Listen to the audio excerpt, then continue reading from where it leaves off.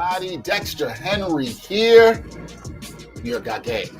Another live party. We're coming to you late. I don't think we've ever done a game this late. This has never happened.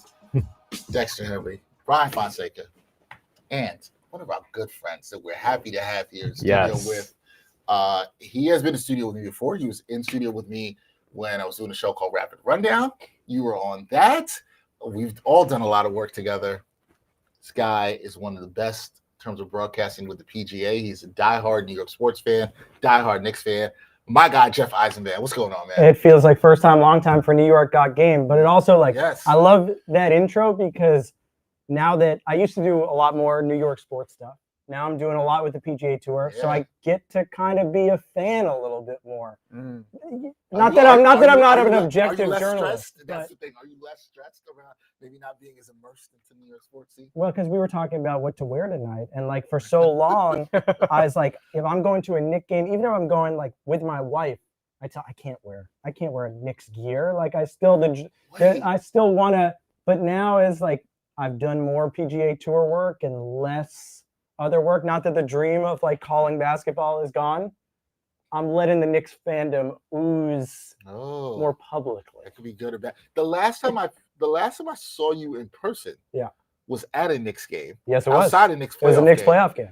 Yeah, Game 7 against the Pacers. Game 7 against the Pacers, which that did not end well. But I saw Jeff outside the arena. Were you in Knicks gear? I don't remember. I was. That was like it was Game 7 playoffs. I was like, this is different. And I was at the first Knicks Heat game this year in Miami. On the road, you got to rep. Oh, you got to down there in MSG South. You got to. Sure. Brian, how you doing? Doing well. We have a late start today.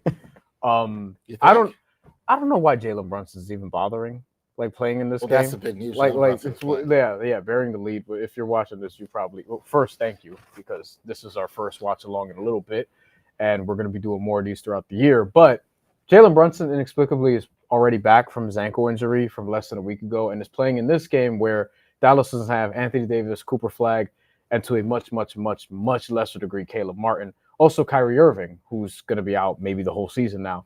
And Jalen Brunson decides, you know what? Like, I want to see my old team. I want to see my old people. You're burying the lead there. But for who and for what? If Jalen Brunson rolls his ankle in this game, that's going to be all people. That's going to be all people talk about. Look, psychology. Knock on wood. Cross your legs, your fingers, whatever. Do what you got to do. But if he aggravates it in this game, it's going to be so just infuriating for a lot of people because this is not a game he should have to participate in. That being said, the Knicks aren't favored by as much as I would have thought. It was 4.5 with the Brunson news. It's around 6.5, 7.5. Almost makes me think, okay, what do they know? But they should get this one done. Yeah, I had a feeling he was going to play earlier. I was just looking at, we'll talk some props in a second. I was looking at some props earlier, and I saw Jalen Brunson's names popping up in the props, and that's where I was like, he's probably going to play. I'm with Ryan. I do not think that he needs to play in this game, right? This is. But it's Dallas. I just think I get it. Think about if God forbid you guys had any employers or anyone in the past who spurned you, you wouldn't want to all of a sudden if there was an opportunity, you want to this is a game he's got circled on his schedule. You know what's funny? And the Knicks haven't won on the road. It's so funny. But he's already played them twice though. Since he had a 37-point game against Dallas last year. He's gonna keep doing it until he retires. He's already gotten his payback. I don't. But it's you can always give him more. I'll tell you. You know who else is not taking any games off against Dallas? Luka Doncic. I guarantee he's not. Exactly. I think that's he wants to kill. That's different. That's a little different. It is. It is. He wants to kill him every time. I hear you on the spurn thing, but one thing I'll tell you. I mean, look, when you mention former employers, that there's one out there, but I don't think they exist anymore. So I don't think there's anything to worry about. I would say this as somebody who I don't call it spurn, but once had a reconnection with a former employer and boss that I felt spurned me, which I'd let go. I don't hold on to stuff like that. It didn't go quite the way I dreamt it when I was younger, how it would go down. You know what I mean? And it's fine. Did you have a rolled ankle? No. slightly broken heart earlier. Then that's what I'm. The ones who pissed me off more are the people who weren't former employers but could have been, and then they probably regretted it after. But that's neither here nor there. Can I say one basketball thing before this starts? Sure. If Jalen Brunson, and he was sitting right there watching the end of that last game against the Heat, Deuce McBride had a very strong game until those last couple minutes. I know what you're gonna say. You're sitting there. You're the last year's NBA. You're the most clutch player in the NBA last year, and you're watching your team lose a game that way. He might have been the guy that would have swayed that game. So you're also thinking about that over these last 48 hours if you're Jalen Brunson. Good start here. Nice pass from Cat to Shamet for the and1. Landry Shamet's been good, man. Cash the Landry Shamet first basket prop if you had it. Some people do out there. If you are betting first baskets. Oh, listen, there's people who do. Hey, man, call that hotline. That's all I'm saying. Never, ever bet a first basket prop as somebody who bets. And not even bets that often. I heard that, and all I heard is you would. No, I don't. I have no interest because it's like I don't even know how do you. I used to put the free $5 bet on the first basket. It's like a free. But wasn't your money? Well, that's the thing. Yeah. I don't even. I take a higher, high risk there. I don't even think I've done that. Got to be honest. Is that Jaden Hardy? He started today? No, it's not. That is.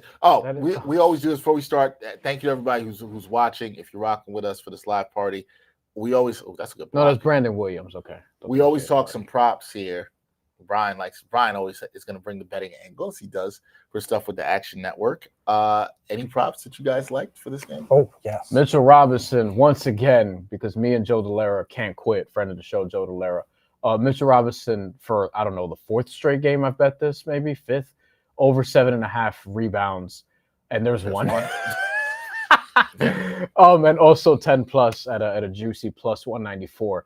We were getting plus 280, plus 233, plus 250, and they've lowered it. Yeah, they smartened up on that. Yeah, they've started to adjust because Mitchell Robinson has had 8 or more rebounds in 5 straight games, and has had double digits in 3 of his last 5. So just capped it there. He's been ridiculous. He's averaging an offensive rebound every 3 minutes. He's averaging a rebound every 2 minutes. And despite playing only 15, 20 minutes a game, he hasn't even played 20 minutes a game since he's come back. And really this season at all. I think he's played 19 once. He's still just being ridiculous on the glass. The only caveat, though, Dallas does have Derek Lively and Daniel Gafford tonight for the 4th time this season they're playing together. But I still think Mitchell Robinson can get it done. I think he can get it done. 10 boards. You got anything, Jeff? I got a few. First of all, Karl Anthony Towns. I'm going a little big here. 3 plus threes. That's plus 174. That's a big number. He was 1 for 7. He was in the last game. And the one came right at the end of the game. Frustration. We saw it all night from Towns. That means they're going to try to get him the ball early to shoot threes. Had 6 2 games ago against the Heat at home. I got Jordan Clarkson over 11.5 points, minus 117. He's been playing well. He's been playing well. Brunson's back, right? 24 and 14 points in the 2 games without Brunson, but I still think we're not sure how much we're going to get out of Jalen in terms of maybe he shaves off 5 minutes from his normal total tonight. I think some of that goes to Clarkson. He's the scoring captain of the second unit, it feels like. I know Deuce now playing off the bench a little bit, so a little different. And then I got one parlay here. Karl Anthony Towns 2 threes. We'll go back down 1 here. Okay. Mitch 8 rebounds, like you said. And I got to find Brunson somewhere, all right? I'm going Brunson 6 assists because I think he's going to play a little bit more of that distributor tonight just because of easing himself back in. Parlay. That's plus 274. That's a solid parlay. I like that one. That's solid. Mikal Bridges got popped in the face, but you're not going to get me to believe he's injured because Mikal Bridges doesn't get injured. Brandon Williams. Where's the wood? Yeah. Knock on something. I'm taking some risks tonight. Yes, you are. Brandon Williams. Yes, you are. Brandon Williams popped him in the face. I guess they're reviewing for a flagrant foul. It wasn't. He just kind of went up, and Bridges happened to be there, and he got caught in the face. It's a basketball move. It happens. Dex, did you mention your props yet? No, I took some notes of some stuff. I know you got good Mitch co-hosting. also. I got Mitch. Little experience. I did I parlayed Mitch over 7.5 rebounds with the Knicks money line. So I did that, and then I took Mitch 10 plus rebounds, like you did. Mm-hmm. A small parlay. Josh Hart 5 plus rebounds. Mikal Bridges 5 plus assists. little nervous about the Mikal Bridges assist with Brunson back, but he still should hover around there. And I also took Mikal Bridges for over 2+ steals, 1.5 steals. I'd like a spot where, because I am looking for maybe a live betting angle, but I'm only gonna get it if like the Mavs are leading at halftime or something, and I don't know if that's going to happen. They're down 5-0 right now. Yeah. Knicks. Brunson hasn't taken a shot yet. Landry Shamit's taken 2, though he got blocked there. Like I'm with Jeff because like this might be a good assist game for Brunson. I like that play. I don't know if he's going to score a ton, but we'll see. I was looking for some way to get him involved. You know, it's a different team, right? Different coach of the Knicks this year. Yeah. Like, look, if Tom Thibodeau was there, he might be saying, "What ankle?" You know, like Tom Thibodeau was there. He might have played on one. Jalen, if you're playing 35 minutes, let's go. Turnover. It is different, especially if this game is a little bit of a blowout and gets to a point that we don't see Jalen in the fourth quarter. By the way, now here's a better live situation than we just saw. It was 5-0, 5-5. D'Angelo Russell, early minutes. So, he's made a difference so far. He got the 3, he got the assist. D'Angelo Russell, who, I mean, can we actually talk about this real quick? We got time. Mark Cuban said, quote, "We're not trading Anthony Davis. Like, we want to be competitive." And I'm like, respectfully, he doesn't have that much say anymore. Like, he's a minority owner now. Well, he acted like he had a lot of say until Luka got traded, and then he said, Right. I actually don't have.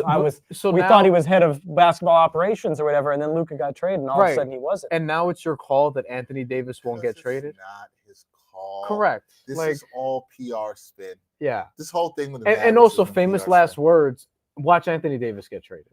He'll be healthy at some point. Watch him get moved. Now, if not this season, then what are they going to do if they trade Anthony Davis? They're going to blame Mark Cuban now? Because there's no more to go. I don't even know what defense. I should have. Shaky.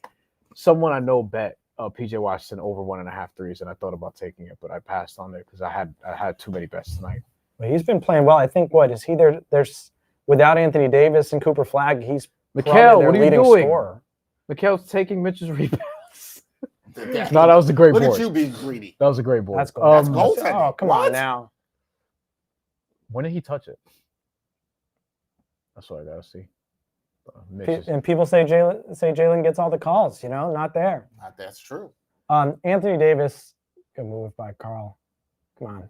Someone asked me. They said, "Would you do like an Anthony Davis for Karl Anthony Towns trade straight up?" And I said, "Absolutely not." No. There's just, and it's not about the skill of the players. It's how can you possibly guarantee that Anthony Davis will be healthy by the playoffs? You just can't.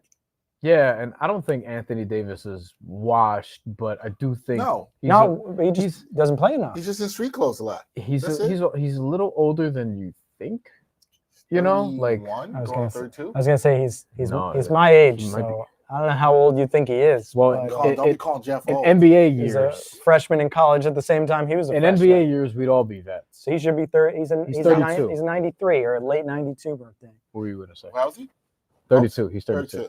He said in NBA you all be vets. Yeah. Yeah, I'd be retired. You'd be coaching. I'm not LeBron. Would you rather coach or be in a front office? Front office. Yeah, me too. Me too. I don't want that stress. Would you rather coach or be in the front office? That's a good question. Really? I feel like I'd rather be in the front office. You're right, just because the lifestyle's there. Put me in basketball operations. You're up in the suite, yeah, eating snacks during the game or something like that. I would enjoy the coaching. I love being around the game, but there's some guys, especially guys that played long careers, they don't know what to do. Like think about a guy like Doc Rivers.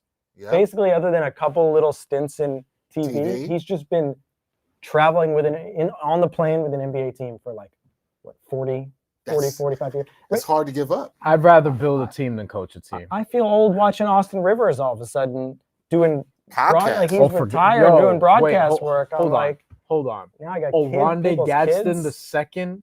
You know what I mean? Like I'm watching NFL players. Asante Samuel's kid.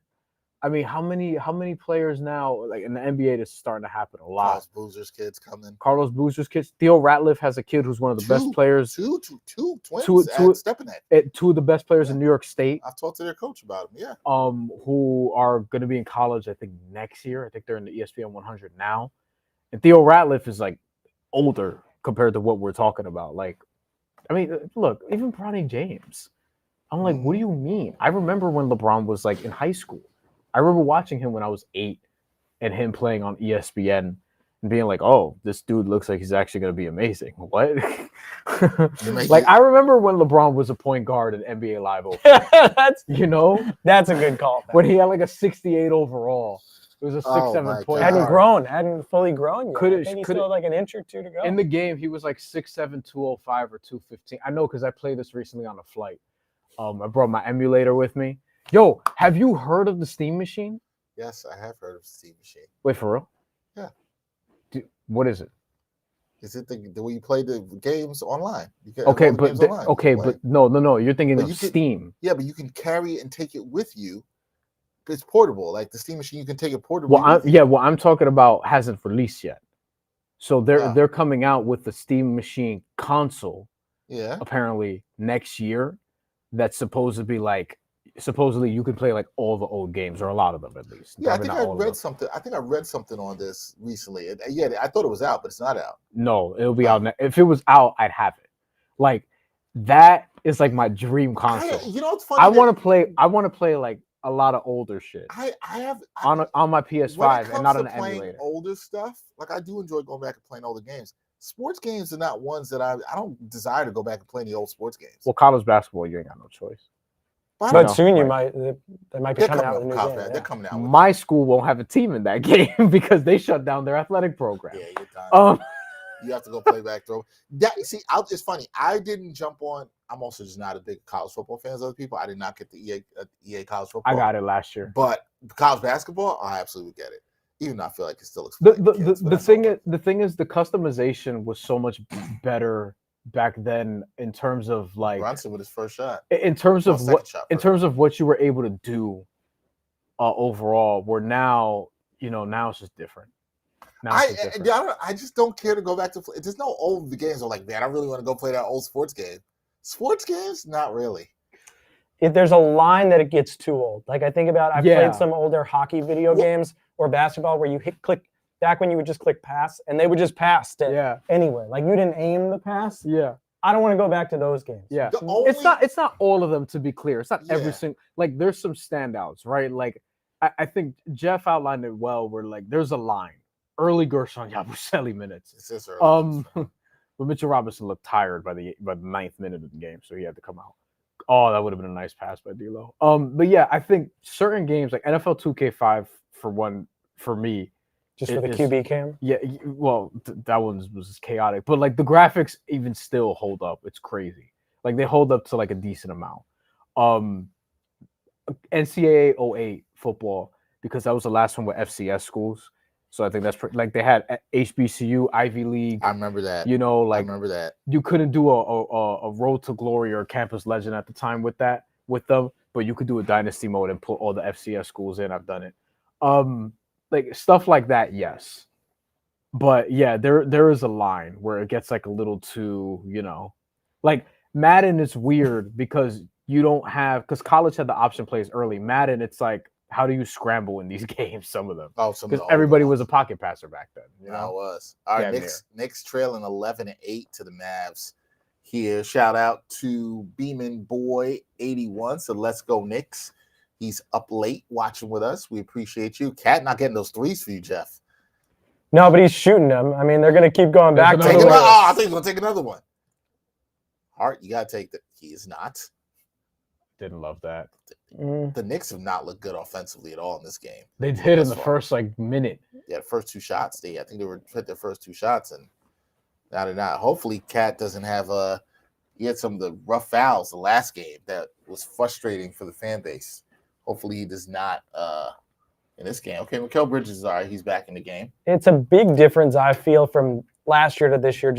And Mike Brown said he's going to keep throwing out a bunch of different lineups, and he likes to mix it up a little bit. He wants to try some guys out. And that's, look, in the long run, the criticism last year, right, was guys were playing together in the playoffs who hadn't played enough together during the season.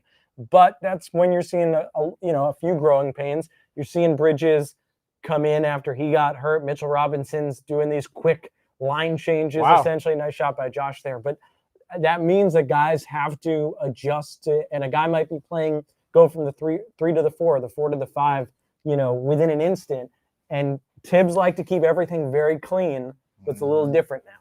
I like it. I know some people have not. There's been some criticism on the fan base about the way Mike Brown's using minutes, but I've liked it. I've honestly liked it. It's refreshing because even the first couple of games, Bryan and I were here talking, and you saw him go 10, 11 deep. He played a little Tyler Kolek. You got to see what he could do, what Purdy could do or couldn't do. But you got to see it, and that's what the regular season's for, to experiment. It's kind of also a reason why I know Bryan said this. Long two. You don't see long two. I was gonna say, was that a 2? He needs that. He needs that. A Tracy Murray ass jump shot. Tracy Murray. Look at you with the throwback. I think this is also why I know it's gonna sound crazy. Some fans might be like, "What are you talking about?" I would have been okay with not seeing Brunson here because it gave time for guys to, learn some more stuff without him against a team like Dallas. And no disrespect to Dallas, but the Knicks should be whooping their ass right now, and they're not. Well, it'll give it time. Mike Brown said today he wants to use the bench even more, wants to go deeper. And I was thinking, who isn't playing? Like who's he still got to go to that he's not going to? I still think literally Diarra played the other night. Only Dadier.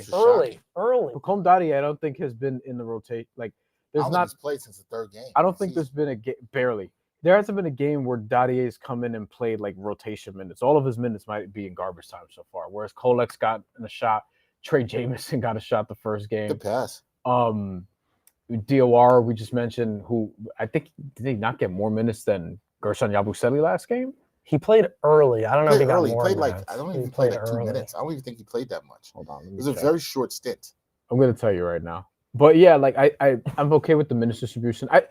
Maybe the other reason Jalen Brunson said they want him to play is because the Knicks quietly haven't won a road game yet. That's the main thing. Like now it's only 0-4, but 0-4 is 0-4, and you lost to 4 teams that you think you're better than, but 4 teams I would tell you 3 teams. 3 teams, yeah, 3 teams actually. That's right.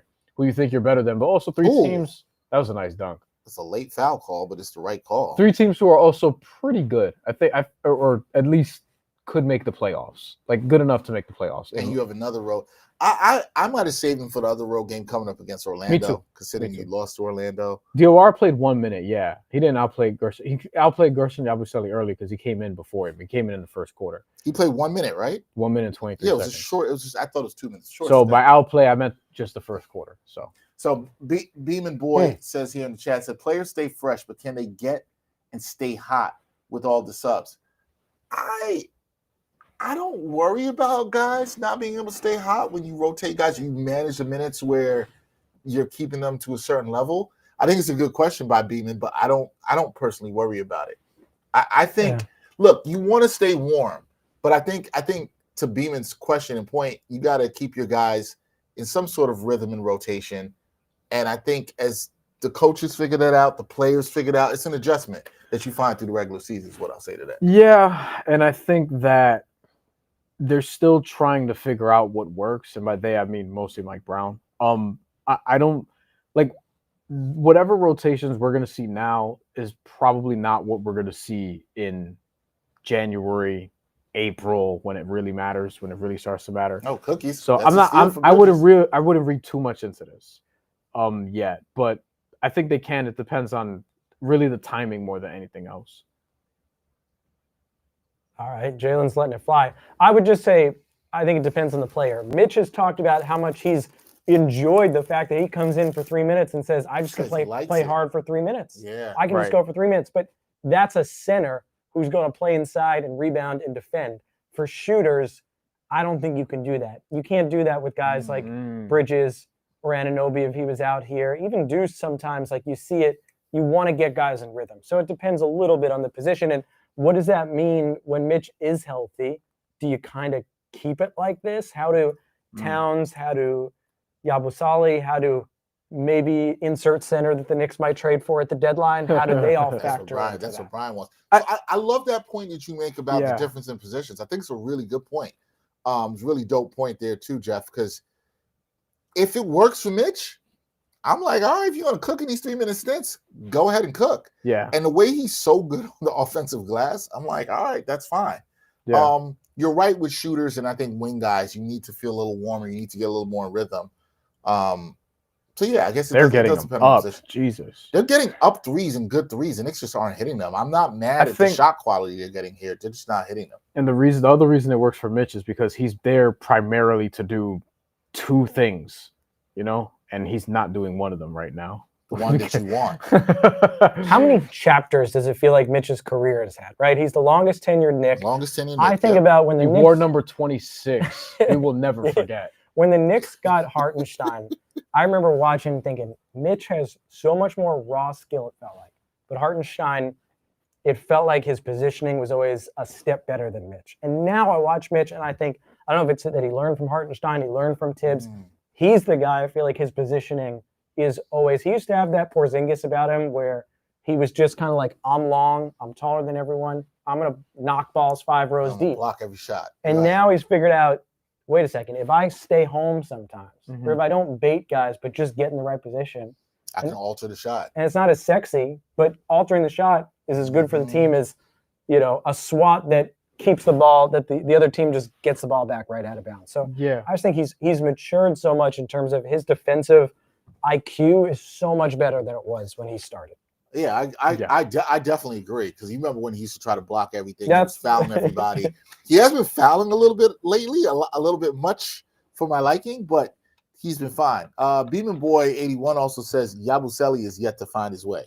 Yes, it's concerning. Yeah, okay. We did this with Mitch's injury, and I came in. This was before the season started, and Bryan was like, on a scale of 1 to 10, how concerned are you? And I was higher than Bryan expected. Yeah.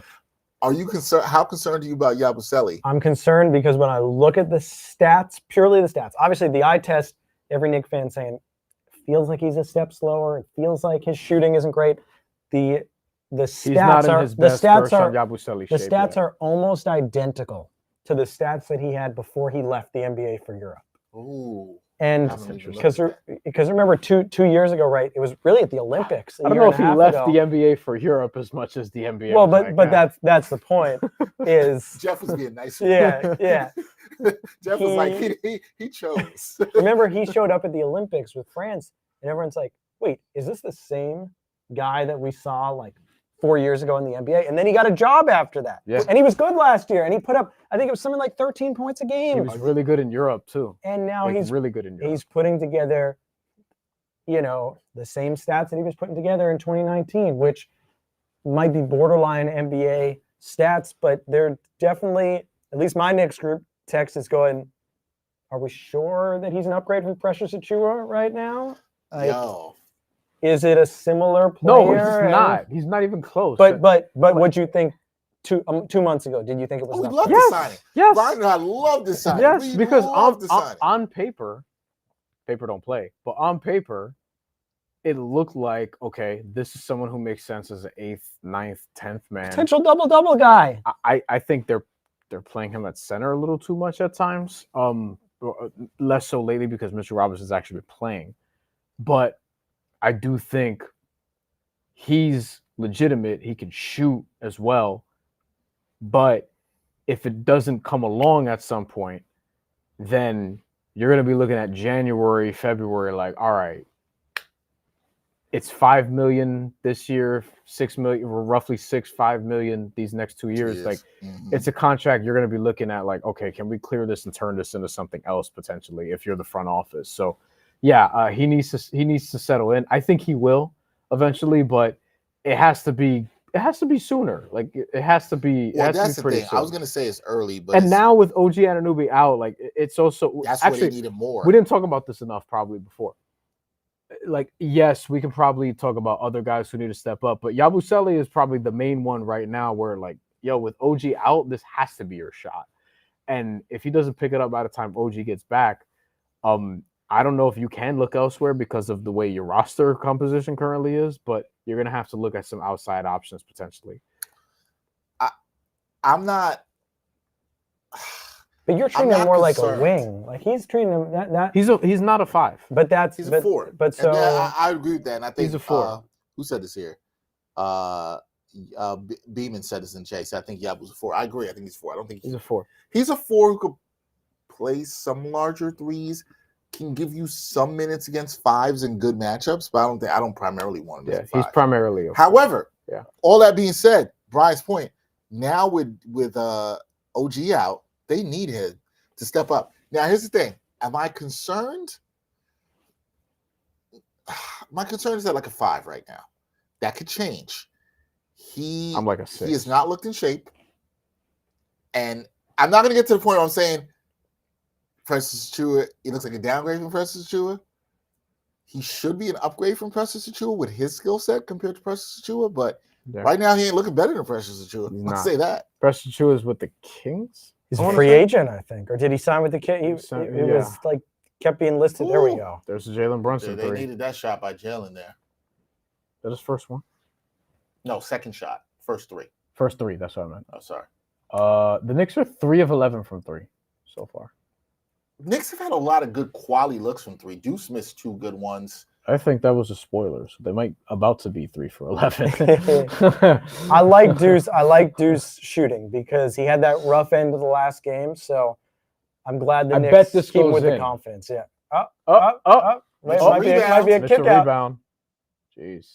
Somebody got elbowed. Okay, there it is. Okay, that's the one. That's the one that I saw by accident. We started by you guys were talking about 8 rebounds for Mitch. When is that going to be? When is the prop going to be 8 offensive rebounds? Yo, honestly, they'll start to put an offensive rebound prep. Jeff, you're right about that. We might need that. He has more offensive rebounds than defensive rebounds this year. 2 years ago, when he got hurt 2 years ago, he was on sort of a historic pace. He only played. It was like the first 19 games of the year or something. Yeah, and it was. He was on a historic offensive rebound pace. He has to be healthy. I did a little piece that we ran on the show on Sunday about Mitchell Robinson and how good he's been offensively. And I posted it, and somebody, I'm not going to mention this person's name, so I used to work for this person, a much older person. They also used to do some work for the NBA. They came at me, and they did what, I'm going to say this, what old people do when it comes to basketball conversations. Boomers. Yes, this is an absolute boomer right here, and this is a boomer move.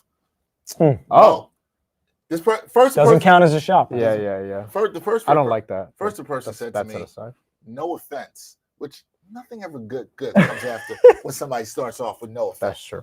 And he's like, "No offense, but Willis Reed once had 36 rebounds in a game." And he's no Dave DeBusschere either. And I was like, because I'm not gonna. I was like, these guys kept going like this. I looked at it and I was like, should I say anything? I respect history, but. And I said, listen, I understand. I know Dave DeBusschere, the great performance he had against the Bullets in 1970 in the Game 5 of the semifinals. I had to shut him up. He acted like I didn't know my history. I know all that. But specifically what I was talking about in this video that we did was how good he's been on the offensive glass. Specifically, and his per 36 numbers, which they were not tracking back then. So, they weren't tracking a lot back then. Right. That doesn't mean that I'm not saying Willis Reed wasn't dope. I know how dope Willis Reed was. Yeah. Not saying Dave DeBusschere wasn't dope. Just different times. But we don't always have to do this. Like, we can just acknowledge what Mitchell Robinson's doing right now.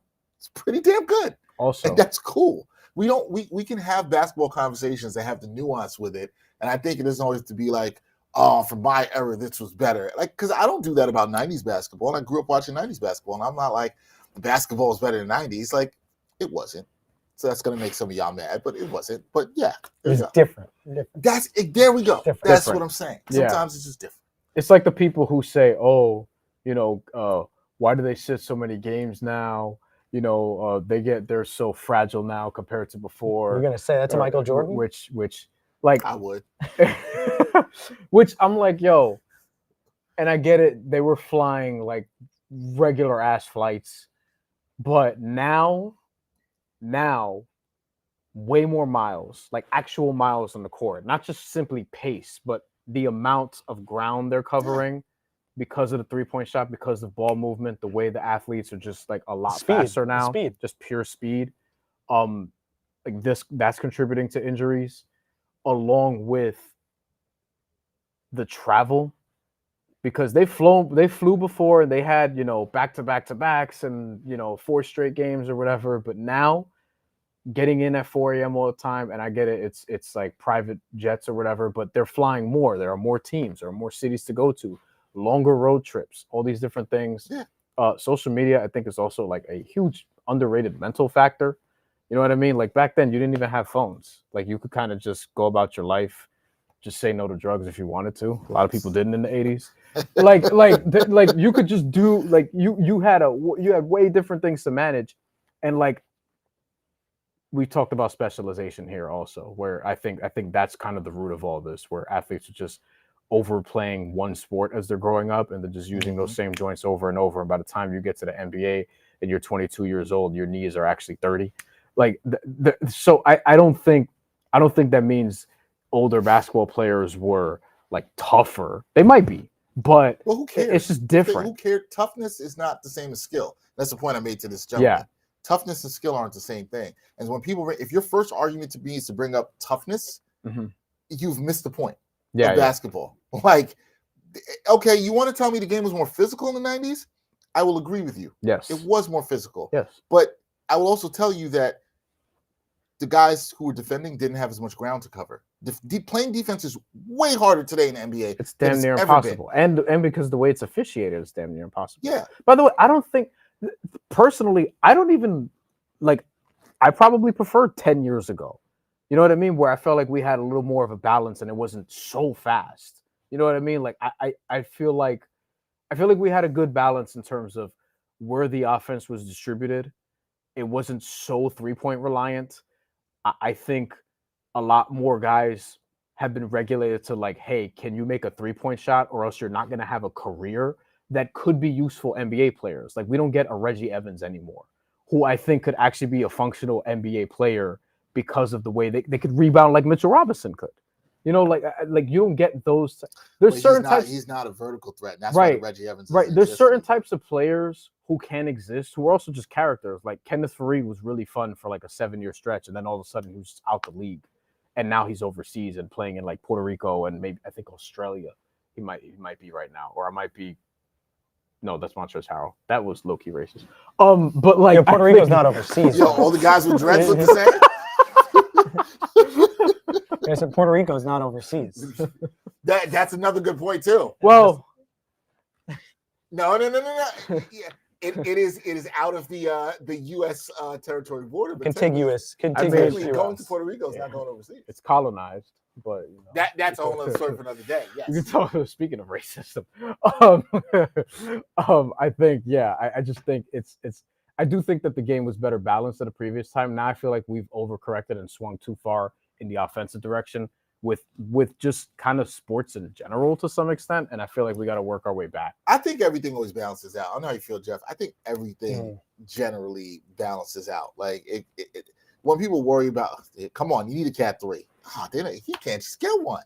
But he's trying. He's going to keep going. That's why I like the volume. That's why I had the bet. That's why I said 3 threes tonight, because he was so frustrated starting 0 for 6. It's not like 2 go in and out too. I do think this stuff balances out. Hope so. There's a lot of things that need to balance out around the world. It's funny. Anyway, you do a lot of stuff with golf, so I gotta ask this. Yes, I don't know if there's any golf NBA parallels. But do you like where the game of golf is right now? Some of our producers got Tommy's big golf fan.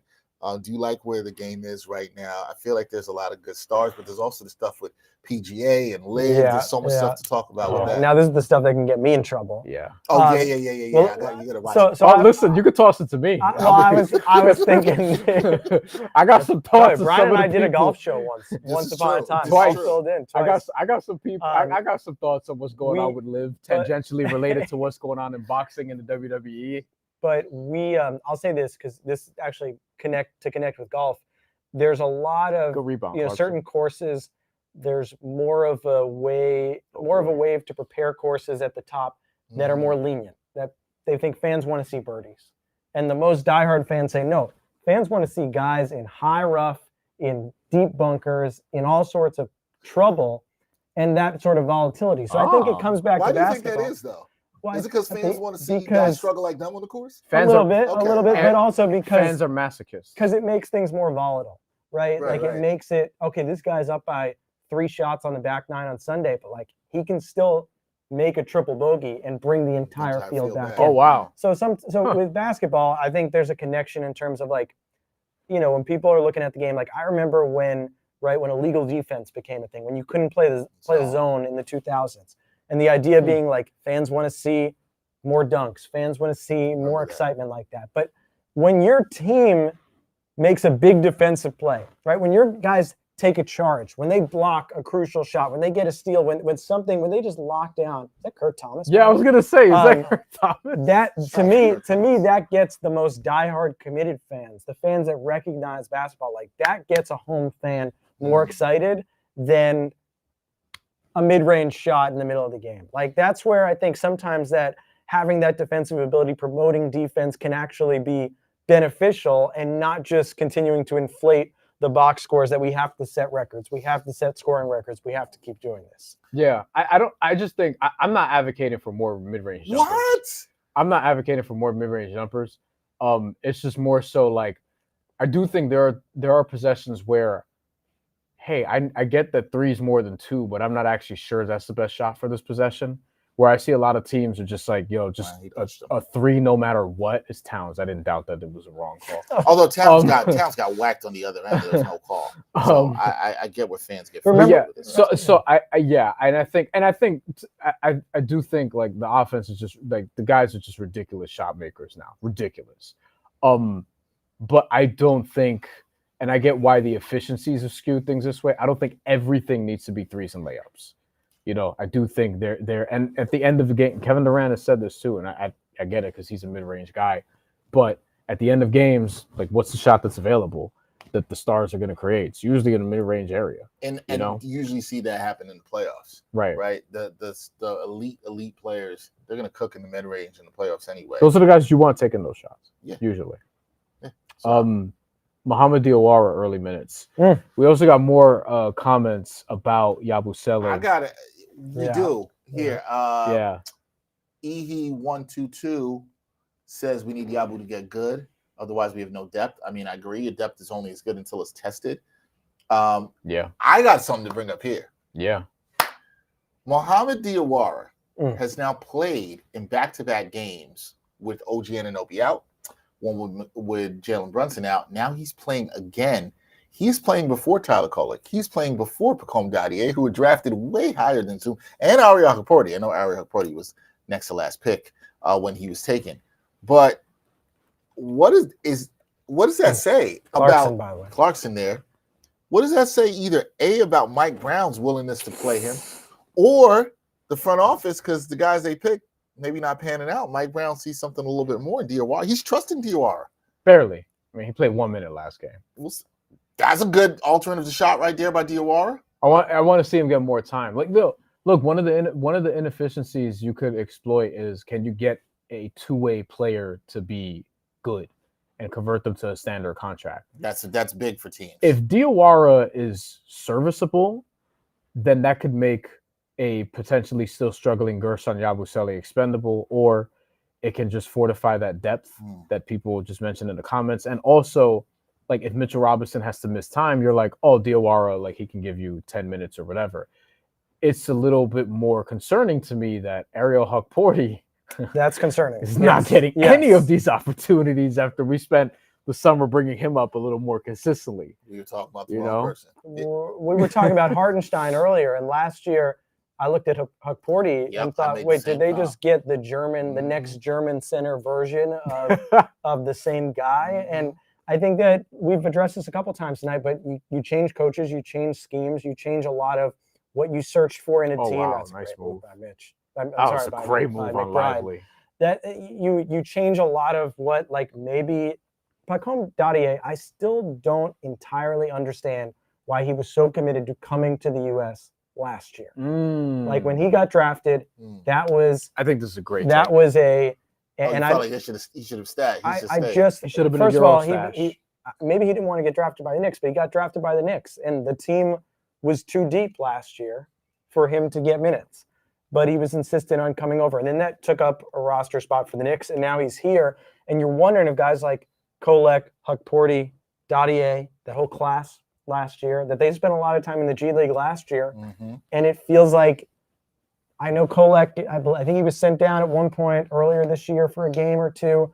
Like, I remember he was he won one of the tournaments. He was the player of the G League tournament, whatever player. Showcase in Showcase, yeah. Mm-hmm. He's going to be 25 this year, I think. So, well, that's a whole other story. But Kolek, in a lot of ways, felt like a lighter copy of Brunson, right? Lefty point guard, crafty. Yep. But if Mike Brown doesn't see that same thing with Kolek, and in the minutes that he's gotten this year, he hasn't been consistent enough. I mean, I don't worry about the depth as much as some people are commenting, because we just talked about it.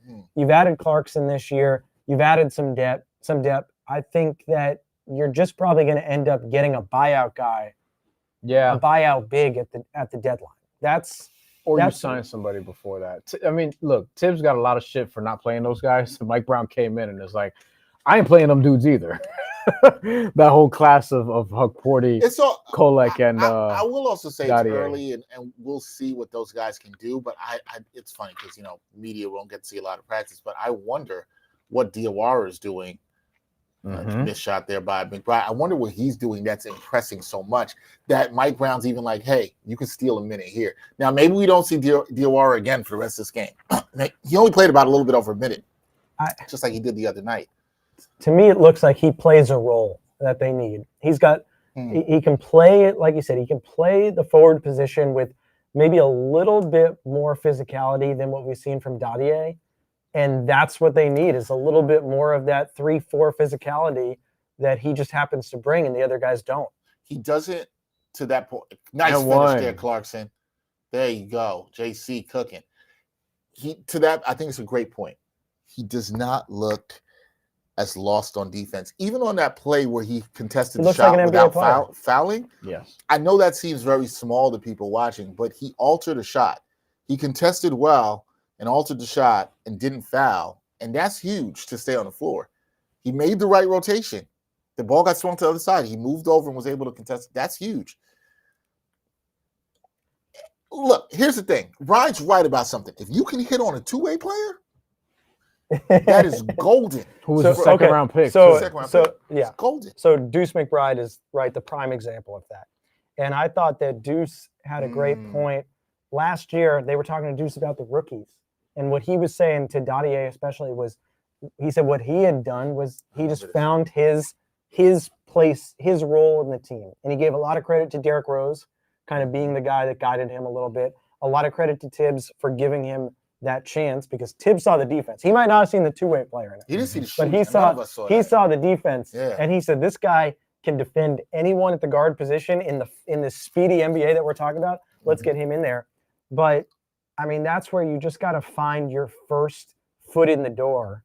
Deuce has obviously expanded his role so much, but those first few years of Deuce was just, hey, you're not going to play every night. But when someone's hurt, when we need that energy, when we need a backup guard, you're going to go play big minutes in a short period of time and just, kind of what Mitch is now, play hard in those minutes. That's kind of why I'm like, that's why I don't want to be like fully out on people like, oh, you'll have Purdy, Pacome Dadier. Not before Christmas. Tyler Kolek. It feels like it's a little too early. Yeah. But I'm just saying, it means something that DOR is playing. Yeah. Like, there's something to be taken from that. I don't know what everybody's going to take from it, but there's something to be taken from it. Yeah, I would probably take more away from it if he played more. But, look, we're going to see. I also think he's experimenting still. You're a month in. Which is what you should be doing. Yeah, you're a month in, you're new on the job, and you're like, all right, I need to see, like, who can I trust in this spot? Who can I trust in this spot? And if we haven't seen you at all, but there's some trust to be earned there. Hukporti, if he's still not playing after Christmas, I mean, he starts entering Jericho Sims territory. Yeah, he needs to start playing before that. Because the thing is, Jericho Sims got run. We talked about this a week ago. Jericho Sims got time around this time of the year, maybe a little bit later. Last year? When Mitchell Robinson got hurt. Yeah, it was early on in the year. I mean, he played early games. He even played opening night. Yeah, like he played. Well, Dadier played opening night too. Yeah, started actually. Just to see just to see like what can you do. And then he ended up going to the Bucks. Like it was what it was. And Portnoy's not even getting that. He's not even getting those minutes, which is a little surprising. I thought we'd see a little bit more from this year, especially with Mitch's weird injury situation. But they went to Trey Jameson, early on. And that's probably telling too. They haven't really gone back to Trey Jameson, but Porty did have some injuries last year. It's probably worth noting. Do you guys know, you guys do this for a living, do you know how many games Landry Shamet played last year for the Knicks? I'm thinking about when he came back. This is not counting the playoffs? Not counting the regular playoffs. Season? Regular season, Landry Shamet probably played, I'm going to guess 25 games. How many games do you think he played? If I remember correctly.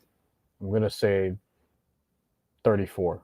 It was less. 50 games. Oh, he played more. Oh, okay. more? Okay. But I'm like, what? It was like the Price is Right And rules. I'm saying Landry Shamet was awesome in the playoffs last year when they needed him. Here we go. I know where this is But going. I'm saying at that point when I looked, Awesome I is said, a how many stretch. games did we have?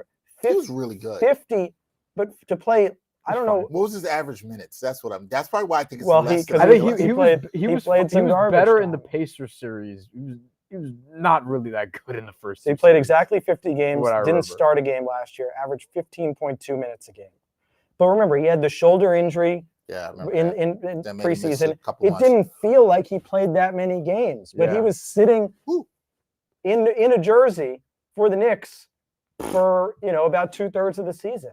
I couldn't believe that when I looked up that stat because Ooh, it didn't feel if like Mitch that. had caught that, oh my gosh. Trying to kill him. Jesus. Did you know Peyton Watson had 32 points and 12 rebounds today? Against who? New Orleans. Oh, But still, they're like. I'm just glad Mitch is okay. The I way he saw that felt. line. I was like, what? I just picked him up on a whim the other Someone day. might not have played. Christian Brown's out. Yeah, I'm glad Mitch didn't get hurt on that. Oh, here's an adventure. I assume How many you free throw guys attempts saw does the Patino clip about Mitch teaching Mitch free throws. No, I missed that. I didn't see that. Patino said he had this whole thing in mind, like he wanted to go to Knicks practice and work with Mitch on free throws. Like it kind of was inspired to coaching. He said he saw him shoot the first game Patino was at MSG this year. He said, no, that's just nothing. I mean, He's like, there's no helping this guy. because Jericho Sims, you talk about Jericho Sims, was a big watch my workout videos guy the last few years. Don't ever get started on watch my workout. Mitch has been a big, I'm working on free throws in the offseason. So those are his 4th and 5th free throw attempts this year, by the way. So, all right, He hasn't well, taken people haven't much. done a hack of Mitch yet. Not but- yet. He's 2 for 5 this year. He That's signed for 2 for 5 with Mitch. that's not good. I know that's not good. Listen, I legitimately think he's their 3rd most important player. Get that rebound. Damn it, Mitch. I think he's their 3rd most important player. I'm not even exaggerating. Like he actually is one of their biggest ceiling raisers. There you go. Does that count? I don't know. I don't know 'cause if he that never counts. lost it. But think about what's a sport like you what's a sport you don't play? Golf. All right, golf. Let's say we're working on we're gonna work on hitting the one shot. Like you're gonna hit a driver 250 yards, and we're just gonna work on that all summer until you I do can it. do that. I'm saying Probably not. like Wait, Mitch. you're just hitting it 250 yards no matter where it goes? It's got to go on the fairway. It's got to go. on the Okay. fairway. Yeah. I was like, yeah. So all right, that's a long drive. I assumed it but was. that's on the I'm saying fairway. we could work on that. Like Mitch, Right. he's working on the free throws, but it's just free throws are such an enigma. Guys like Shaq, like no matter how hard you try, no matter how hard you work, Some it just people is what it is. some people always look at that and they're like, I have a friend who's like this. He says all the time. He's like, he should be able to hit 70%. He's a professional. Mm-mm. And I'm like, and I always say to him, I'm like, how many professionals do you work with that don't do their job the way they're supposed to? But You he's know what I'm saying? And there's some people that look legitimately. We've seen enough basketball to know some centers specifically have just whatever limitations Shaq has said. Hands too big or could be too big or whatever it is. And it's not like Mitchell Robinson is a knockdown 3-point shooter where you're like, this should translate. Like, no, he's not somebody who is a shooter at all, really at any level. but it's going to matter in the playoffs because we're going to be back where we were before. This is why I think he's their 3rd. He's their biggest swing player outside of the 2 main stars. I think Like if he's you super important to what they, because defense. He can take over a game in short bursts. That's why he's so important to them. Yeah. Like given and That's a bad pass by Shamet. There was no need for that pass. yeah, that was low key Kel just kind of got a beat. travel, maybe almost. Speaking of golf, D'Angelo Russell, do you guys know he has his own golf YouTube account? What? It's called The He's- Backyard Golf. His podcast is called The Backyard, I didn't know and was he has him and Devin Booker challenge people and play on YouTube. Is he good? I know your producers are watching. They're watching all YouTube golf right now. He's a good player. They're Yeah. both good players. They challenge like legitimate like golf YouTubers. Why is Jalen Brunson trying to block Daniel Gafford's? I will say this. I'm surprised 'Cause it's Jalen the Brunson's been moving well. I don't know why he was doing that. We got our first negative comment in the chat. Mauro Clasia says, sell the team, Dolan. I mean, How long does it take you guys listen. to get a negative comment usually? Well, not as long as that. not as long. That's Towns first has a of bad all. game that First of all, happens is that a quickly. negative comment? It's an interesting comment considering the team. Look, is no, changing. I respect the consistency because Mauro, why do you? He said, "Top, stop Beam, talking he's trash." talking about Beeman. Yeah. Mauro, why do you want Dolan to sell the team? What do you mean? Why? Why now? Why now? It's different if you see a Jets fan I mean, who's look, like that's what I'm saying. sell the team. Okay, I understand where they're Yeah. coming from. Now? The Knicks are playing their best basketball that they've played in how many years? And now you want Dolan to sell the team? Like, what does that matter? What does it matter now? I respect the consistency, Morrow. Sometimes you are who you are. And I You get want it. him to sell the team. The people in Dallas need to ask the people to sell the team. That's what they need to do. Who do well, you, they just did. That's the problem. who is an owner that you don't think should sell their team? Oh man, Steve Ballmer would have been my first answer, but now Steve Ballmer is a great owner. He does whatever it takes to win. That's all I'm saying. Allegedly. Morrow says he's from He Argentina. builds it. What's up, Mauro? Watching from Argentina. We appreciate that. Yes. You said I'm from Argentina. Don't know if you're watching from Argentina. If you're watching From from Argentina, Argentina. that's dope. If not, still dope. Said big fan of Knicks. Where in Argentina? And where's the Argentinian NBA talent that we used to have? Well, Yeah, what's going on with that? Argentina's national team is not as good. They've not They didn't qualify for the last World Cup, which is shocking. They didn't qualify for the last Olympics, which is equally surprising. Lost to the Bahamas. The Bahamas, who are starting to get better as a program.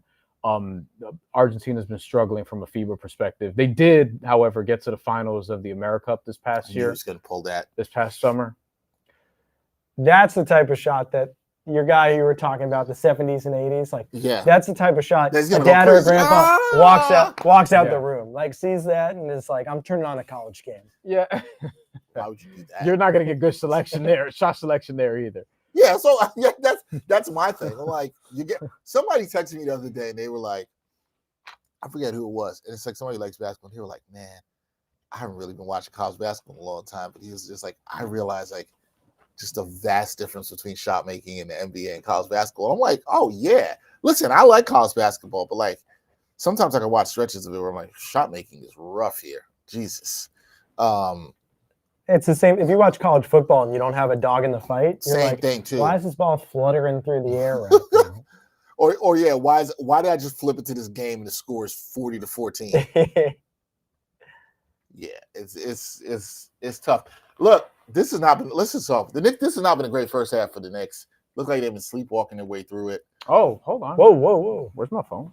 Check They- that. Check that. They Check, have you not, know, Well, check that pushed the live ball line as well. real quick. so Clarkson, I think What did I that's put? what 9 points for him.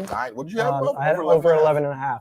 He's just we talk about Yabusele maybe not being an upgrade to Achua, but Jordan Clarkson has been such an upgrade to the campaign position. Yeah.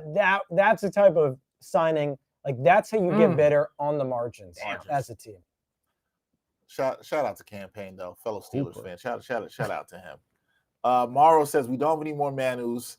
Basketball sucks now. That's right. Our goal time is over. That hopefully it gets back. Hey Morrow, at the end of the day, you can still say you're the champions of the world in soccer. I mean, You they can still say that. They beat us in overtime, but honestly, I didn't think they would have unless Jose Alvarado damn near broke his back in that game. He literally had to be carried off. Shouldn't have gone to overtime anyway. That was our fault.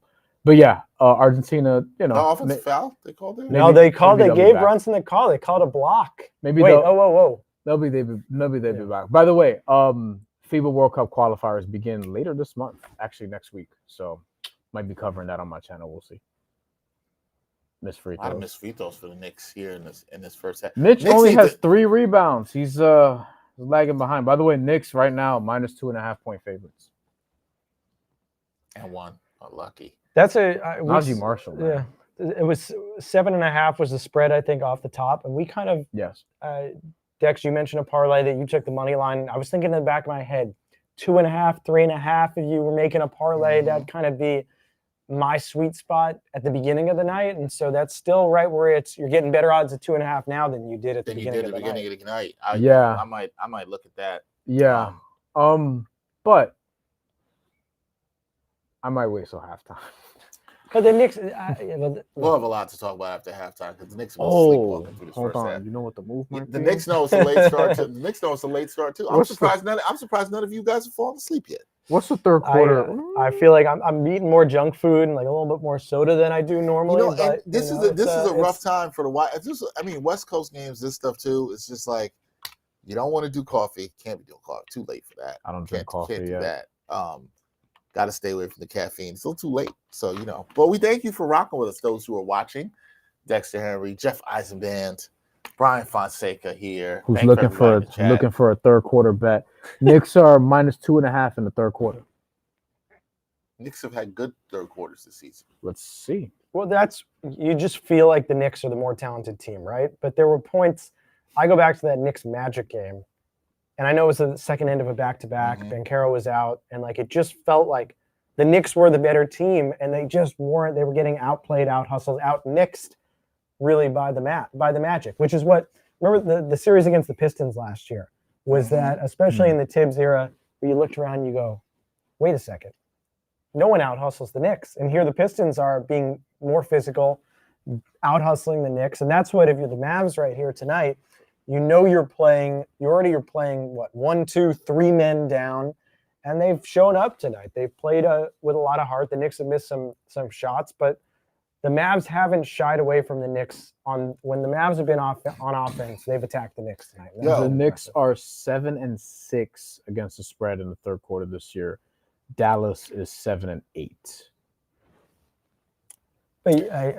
This is the kind of game where I could see Mike Brown giving them a tongue lashing in the locker room in the at locker halftime. because this has been a sleepwalking first half. The Knicks are 4-9 against the spread in the fourth quarter.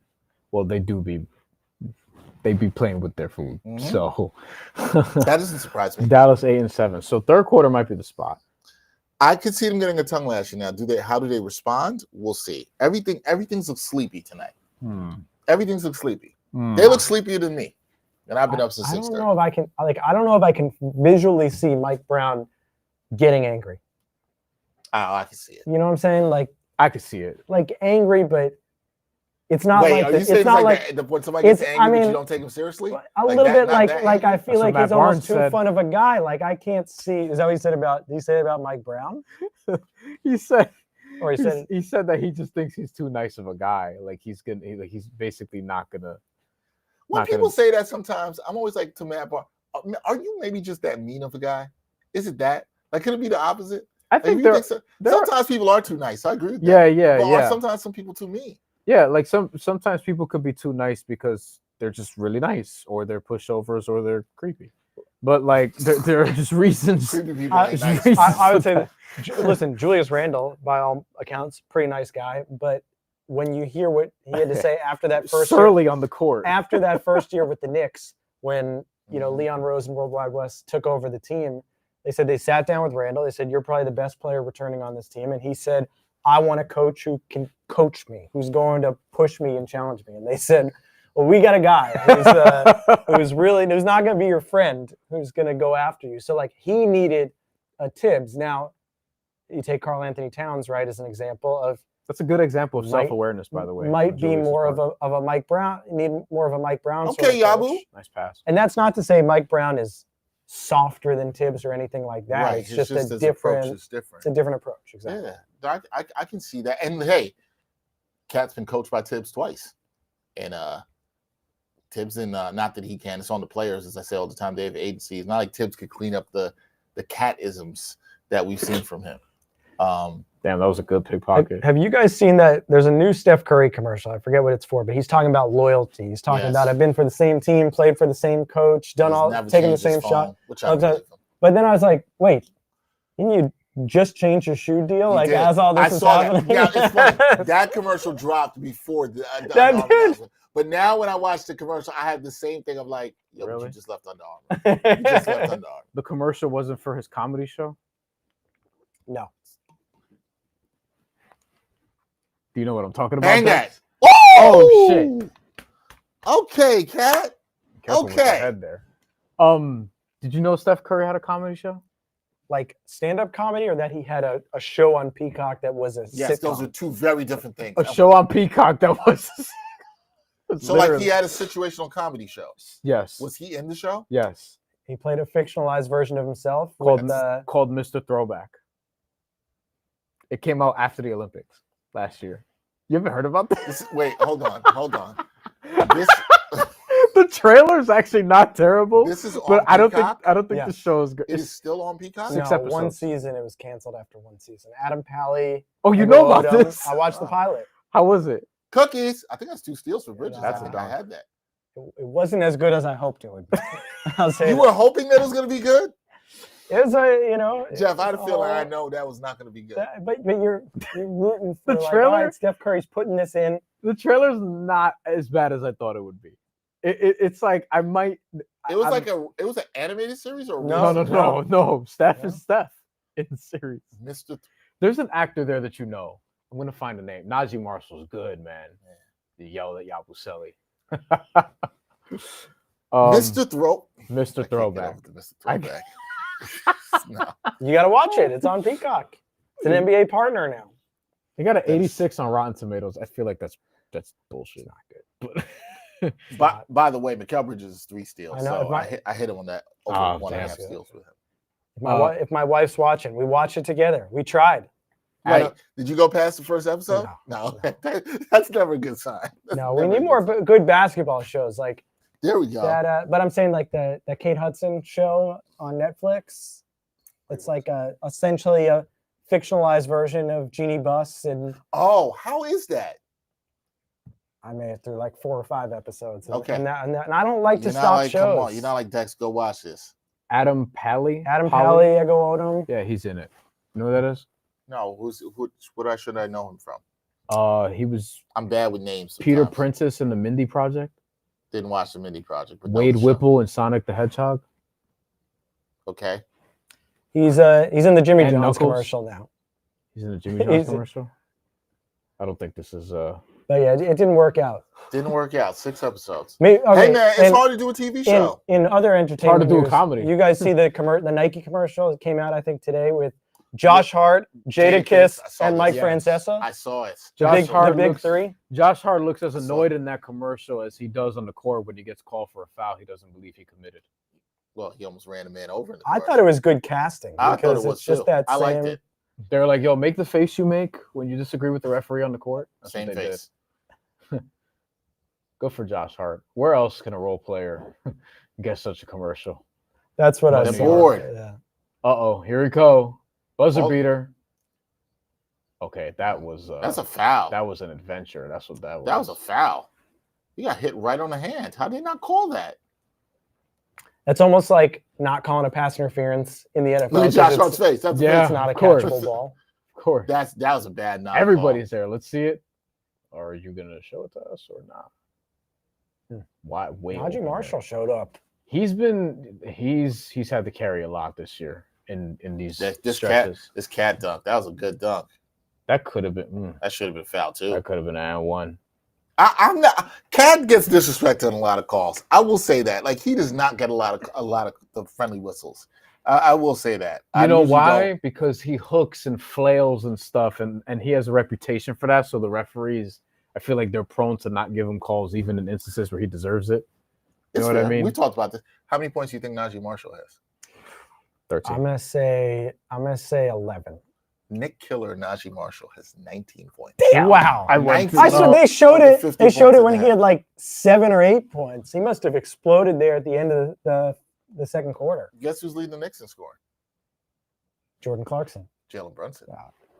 15 points. How many does Clarkson have? That was disappointing. Clarkson has 7. No, really? Yeah. What game have I been watching? Clarkson. I've been having too much fun talking to you. 4 boards for Clarkson. 3 for Mitch. Mitch can get like 3 in 2 minutes. Yeah, That's why yeah. I mean, yeah. how many minutes has Mitch I just feel played? better about it when he's done it by halftime. Mitch has I played. understand. He's only played 13 minutes. So. Yeah, but he's up. He's almost at his cap. That's the Little bit. problem. The surprising figure here is Mitch is a -9.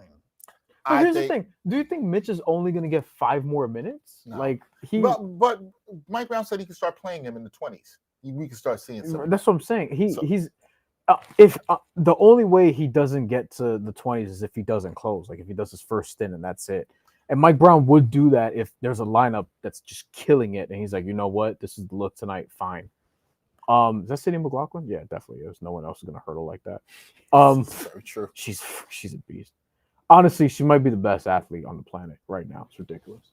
Anyway, she's crazy. All right, Knicks are down 52-50 at the half. Dexter Henry, Jeff Eisenband, Bryan Fonseca here. We're gonna step aside with a little break. We'll be back at the start of the third quarter to talk about the Knicks. I'm telling you right now, Mike Brown is giving these guys a tongue lashing. That first half to only be up 2 on these Dallas Mavericks. They better wake up. Stay with us. We'll be back. Get your snacks. Take your bathroom break. That's what we're gonna do. We'll be back here. New York Got Game. Knicks Watch Party live. See y'all in a bit.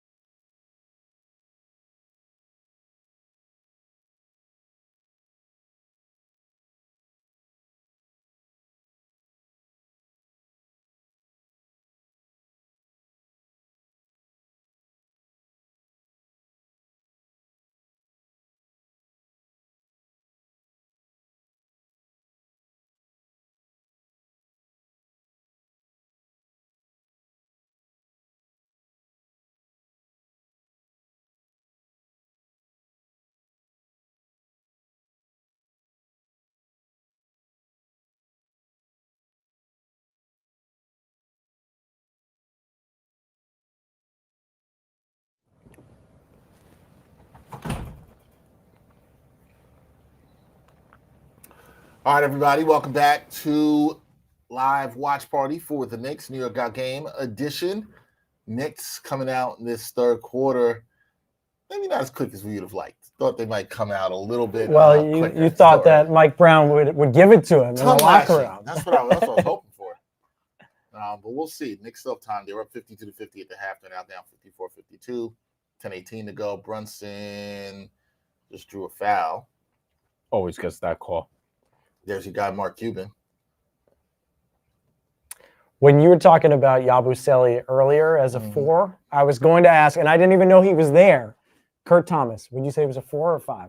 Oh God, depends on what year you bought NBA Live. That's Bryan. Every position, Bryan. It's 4. all about what they were in NBA Live. He was a 4, but he's right. There was a couple. He was a years 5 in like 03, 04. I remember Yeah, that. And the starting 5. yeah, I remember this. yeah. He's a 4 though to me. But he was. I mean, Back then, I think a pure 4. But the Knicks would have him play a 5 a little bit. yes, And he was like 6'8". He's one of those 6'9". dudes because before power forwards, I mean, people can say what they want. Power forwards were effectively just smaller centers, and like Kurt Thomas would be like he would be a small ball center now. But I think Kurt Thomas is actually a guy. I love talking about this with Bryan of all people. Kurt Thomas is a guy who, man, I think they would have expanded his game a little bit more. He would be almost like a better Yabusele. Yeah, a little jumper. That made me think of it. Kind of like a little bit of a thicker 4. Yeah. Wouldn't he be one of the best rebounders in the league right now? He was a good rebounder. Like prime Kurt Thomas? But Morrow says Yabusele is like a Kurt Thomas. In theory. Yes, nice shot. In theory. Kurt Thomas, when he was first with the Knicks, late 90s, early 2000s, played a lot of bully ball, it felt like. He came back to the Knicks in the mid-2000s, and him and Marbury had that pick-and-roll game where he was just automatic at the top of the key. No threes. Didn't shoot threes. That's what you guys are talking about. Yeah. Probably would have expanded the game to that 3 at the top of the key. A lot of guys would have. Jordan would have shot. Oh, that's a tough break for Mitch. He should have had a rebound. Jordan would have shot more threes if that was normal when he was like growing up. You know what I mean? He grew up without a 3-point Would shot. Kobe have shot more threes? Yeah, because he's Kobe. He's going to shoot. I had to pause because I was like, he kind of, it was around already, but it still wasn't like, I mean, Kobe. It still frowned upon. Yeah, like my older brother basically, Kobe's age. And this is a good time out here by Mike Brown. The Knicks' 3-point defense, which has been a concern this season. They come on. When my older brother was playing, these dudes were still shooting mid-range jumpers. And this is like in the mid-late 90s. You know what I mean? Mid to late 90s. Yeah. Shout out to everybody in the chat. East Blue Drew in the building. What's up, East Blue? What up? Morrow is here. Said Yabusele's like Kurt Thomas. Kurt Thomas averaged 11.5 points and 10.5 rebounds in the 04-05 season. Kurt Thomas. Kurt Thomas played at 32 years old, 35 minutes a game for the Knicks starting. Here's the thing you got to forget about. People forget about Kurt Thomas. Kurt Thomas led the nation in scoring. That's true. TCU, right? Was he the 9th overall pick in 1995? TCU. 10th. Damn, I was off by 1. Kurt Thomas was a good player. I was off by 1. Damn it.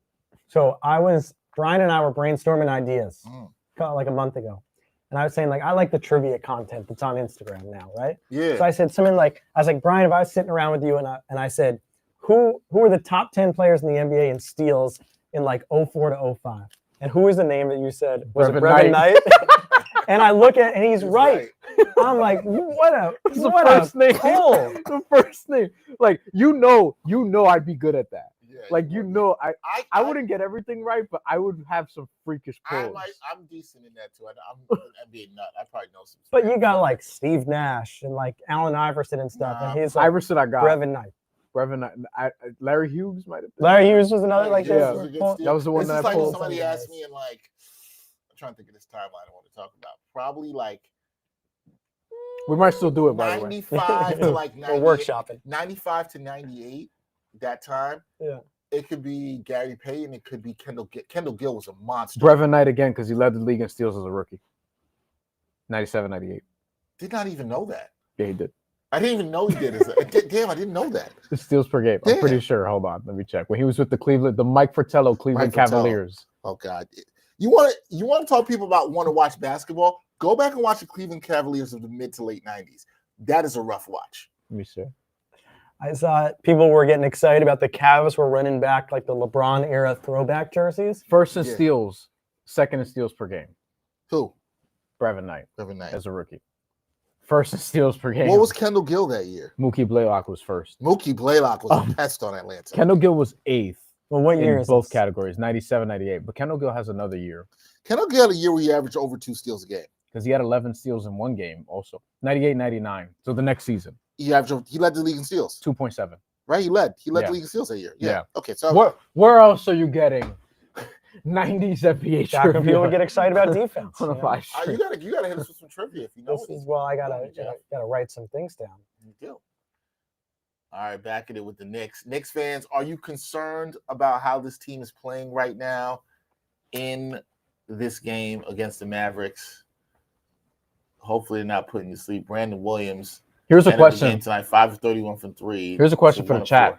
4. How concerned are you guys with the Knicks on the road this season? That's a good question. They have the loss to Chicago, 2 to Miami. There's Stephen Bondy. There's our guy, Steve Popper, James Edwards. Saw them on TV. Also, the loss to the it was Bucks, not in order, but Bucks, Bulls, Heat.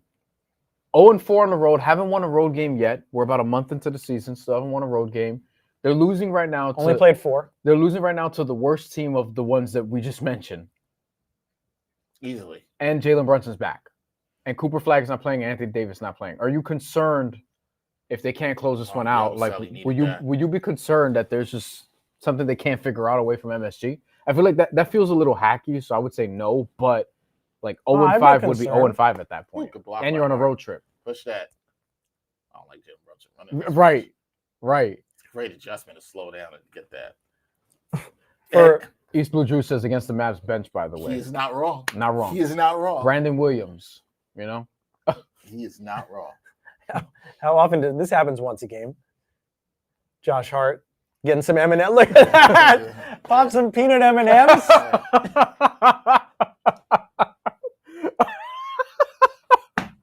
East Blue said he's very concerned if they don't win. You can't hate Josh Hart, bro. Very concerned on a scale of 1 to 10. What are we saying, East Blue? I mean, it's 0-5. I would be annoyed. I don't know if I'd be concerned more than annoyed about this loss because this is the Mavericks. Can I give you defense here? Let me give people the rest of the road trip in case they don't have it in front of them. After this Saturday, you're playing Orlando. Gotta shoot that, Josh. At 5. You got the Nets Monday, which is going to be a home game. And then you have the Hornets on Wednesday. It's really... We might have Brandon Miller back. He practiced already with the G League team. He might come back soon. They might have Brandon Miller back. The Knicks have to go 4-1 in this trip. And that's a cup game. They got to win the next 4 games. I don't... There's no other way to say it. Cat finally gets a three. There you go, Jeff. See, you know what Mike Brown told him at halftime? Keep shooting. Keep shooting. You have to keep doing that. I mean, 1 for 5 from 3. Becomes, and 1 for 7 the last game, but made a clutch one down the stretch. 6 threes 2 games ago. So Karl Anthony Towns is going to keep shooting that 3 because that's the Knicks think that can add a dimension to their entire offense. So mostly good looks too. You know, the luxury of this Knicks team at this point, and you felt it probably more last year than you had the years before, is they know they're a playoff team. The Knicks will be playing in the playoffs. So you're spending 82 games trying to figure out how to peak at the end of the season, which they have that luxury right now for 2 reasons. They're a talented team, and there's a lack of talent within certain teams in the East that may have had some talent in past years. The bottom teams, namely. The bottom 3. Although one of them won today in the Pacers. Let me ask you guys a question. The Rangers, the New York Rangers, are the exact opposite of the Knicks. They can't win at home. They finally won a game at home. They couldn't win at home. They lost like their last 7 or something at home.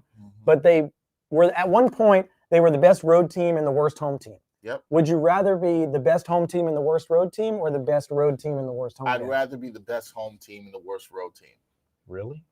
Because at some point, I think I want to be awesome on the road. At some point, you're going to figure it out on the road. I feel like if you can't protect it at home and your fans can't do anything for you, what are we here for? No, I think it's the opposite. I think you could figure it out at home faster.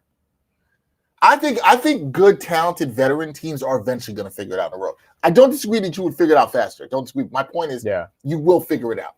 I guess it you're a depends on the veteran team too, right? Yeah, I don't see this Knicks team not figuring it out, right? If I'm a young team, I probably want to be better on the Yes, road. I would agree. I Yeah. think the age of the team matters. It's a good question. Well, there's also the New York factor, right? The Rangers aren't playing well at home. Guess what the fans do? See, that's my point.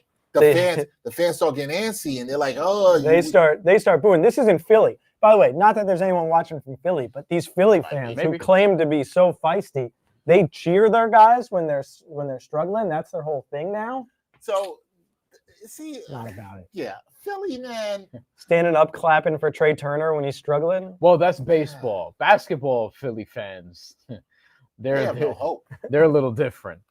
Philly got hope now. VJ Edgecombe do. is awesome, and Tyrese Maxey might win the scoring title this year. See, can I also say something that I don't like about this game right now with the Mavericks? You can say a up lot that you don't like about it. The This Knicks feels shooting. like a game where Brunson might have to do heavy lifting down the stretch as he Yeah. hits a shot. Yep. And this is kind of what Brian's worried about. Brian didn't want. It's not about the minutes. It's the stressful minutes, and this is where I Yes. agree with him. Yes. So I don't like it. East Blue Look, Drew, attacking him too. Why is he guarding PJ Washington? I have no idea. Hold That's on. not good. We have some things in the chat we need to talk about. East Blue Drew said he's very concerned. Morrow says we need McBride on the floor, y'all. Relax, we're gonna win today. No like Mitch. We're not getting Mitch minutes, heavy Mitch minutes here either. I like the confidence. I still think the Knicks are going to win. Big shot for Yabusele here. He needed Mhm. that. Good rebound by Cat. And one. Could he get a foul? He's flailing too much. There you go. That's the foul. Just go up and you'll get the call. I understand a win's a win, but if That's a the lot of Knicks extra win shit. this game by 2 points, 3 points, I will not walk away feeling good about it. I feel you on that. I mean, Dallas would have covered at that point. Significantly.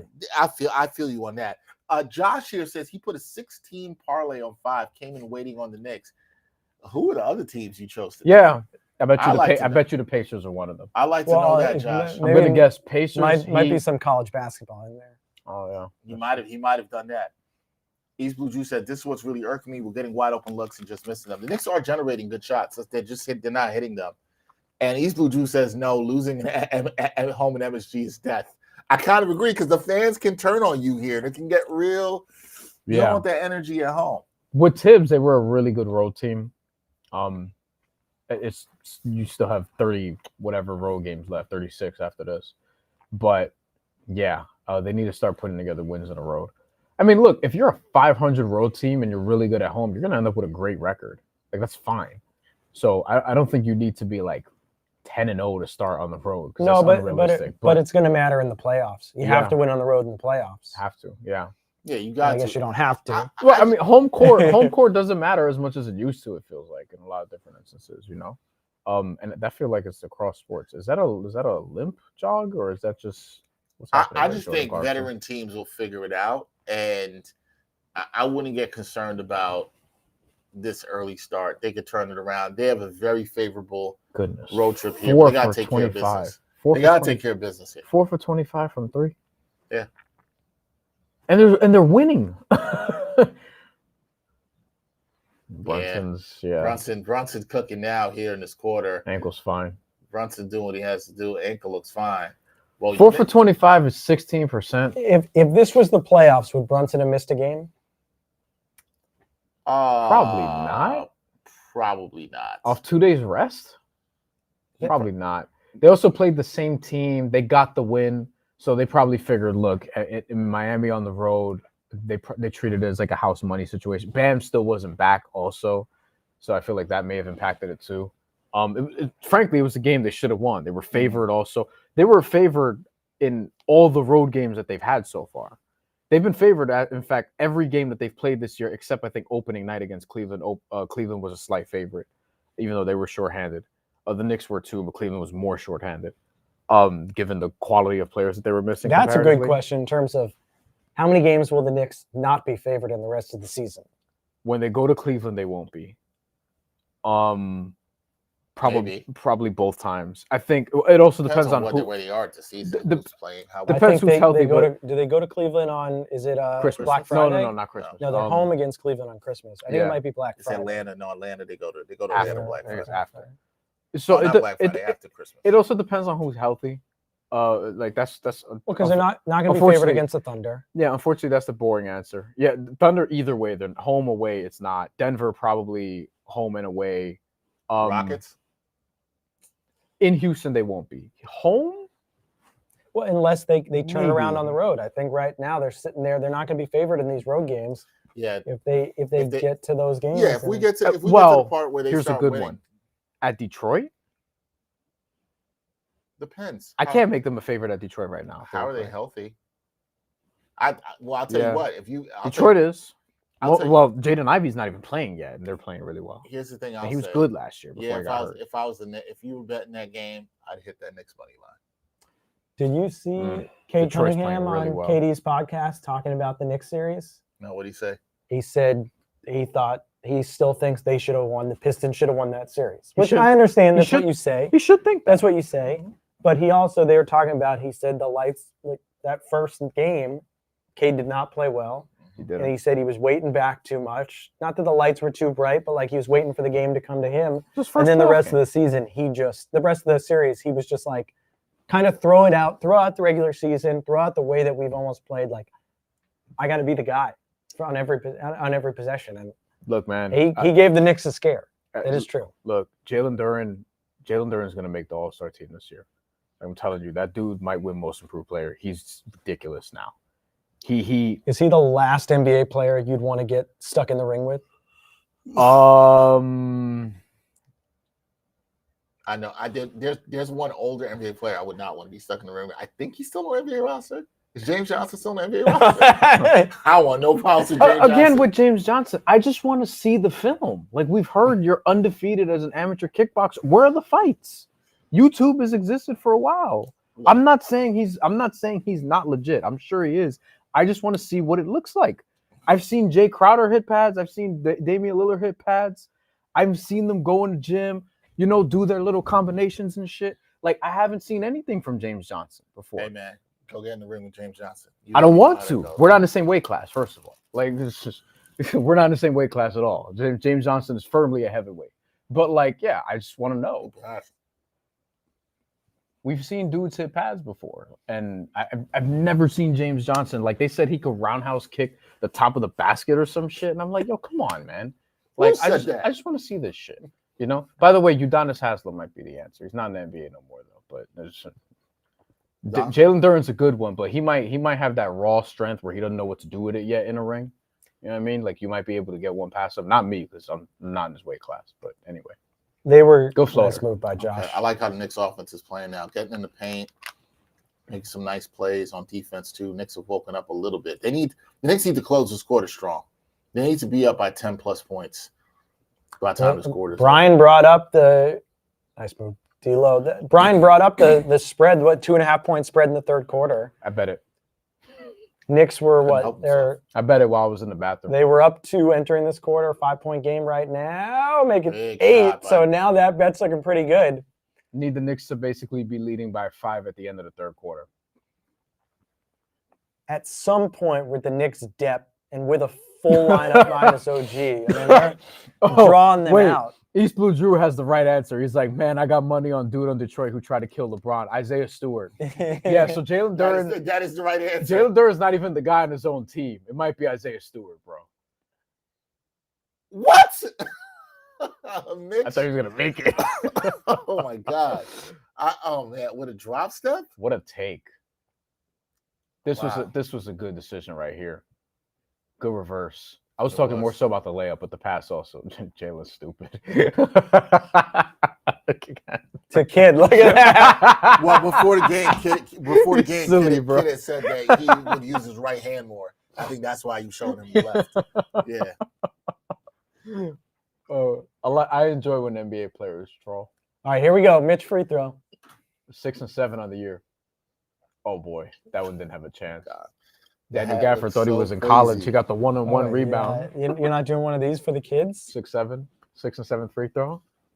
I actually said 6-7. I was on a House of Magic show today, previewing the upcoming game. You can't avoid it. You talk about basketball. Guys are 6 or 7. They asked me, do I think the Magic could push the Knicks? I said, yeah, I can see them pushing them to 6 or 7 games. And they just started cracking up. And I was like, oh, we're doing that. Yeah. I already have a 9-year-old daughter who does it all the time. So she gets okay, yeah. I don't know what the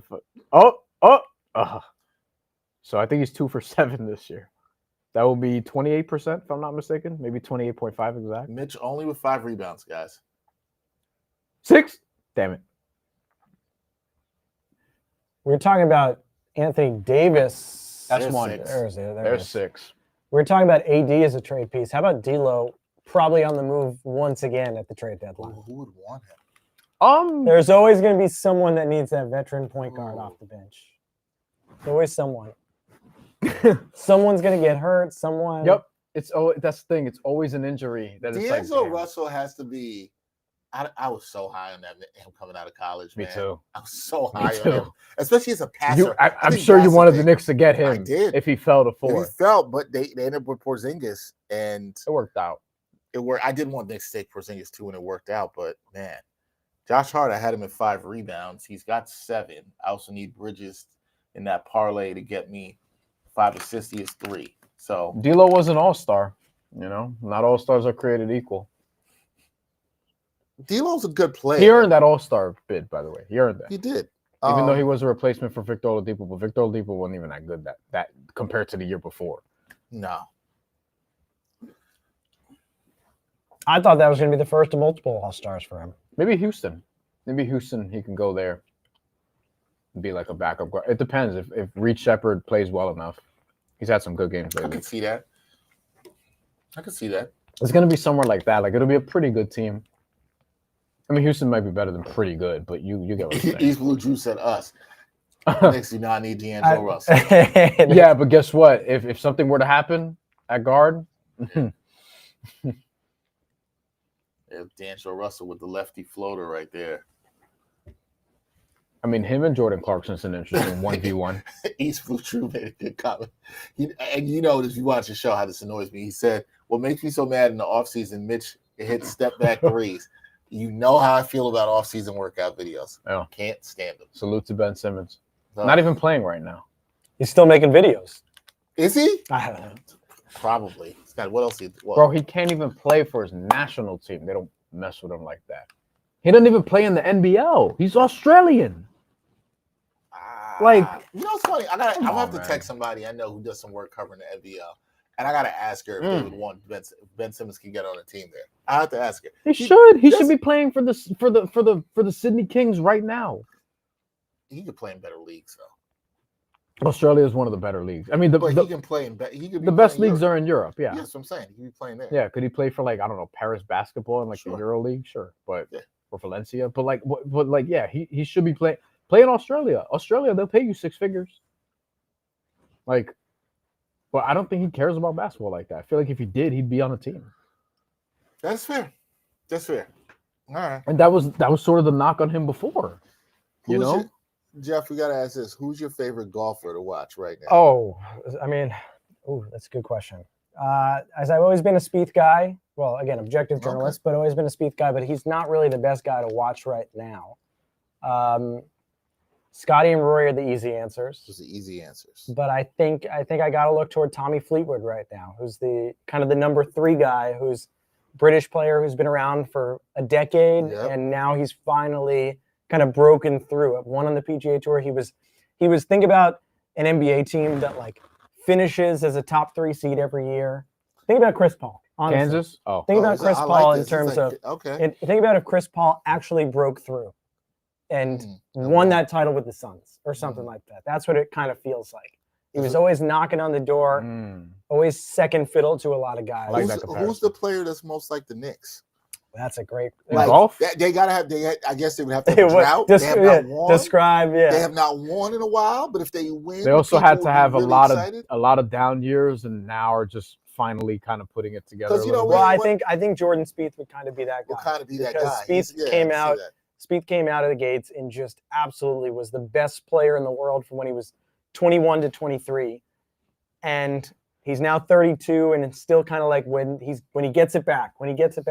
And there's Scotty, Rory, and then it's kind of like you go to like Spieth or Justin Thomas as guys who can draw in, who are going to make people stop what they're doing on Sunday, cancel plans, not play golf themselves, and watch. Yeah. So that's it's a little bit like with the Knicks, right? If you're a casual basketball fan out there, someone who followed basketball maybe in the 90s and see the Knicks good again, see the celebrities at Madison Square Garden, Like, see okay, the back. energy around New York. They're like, you know what?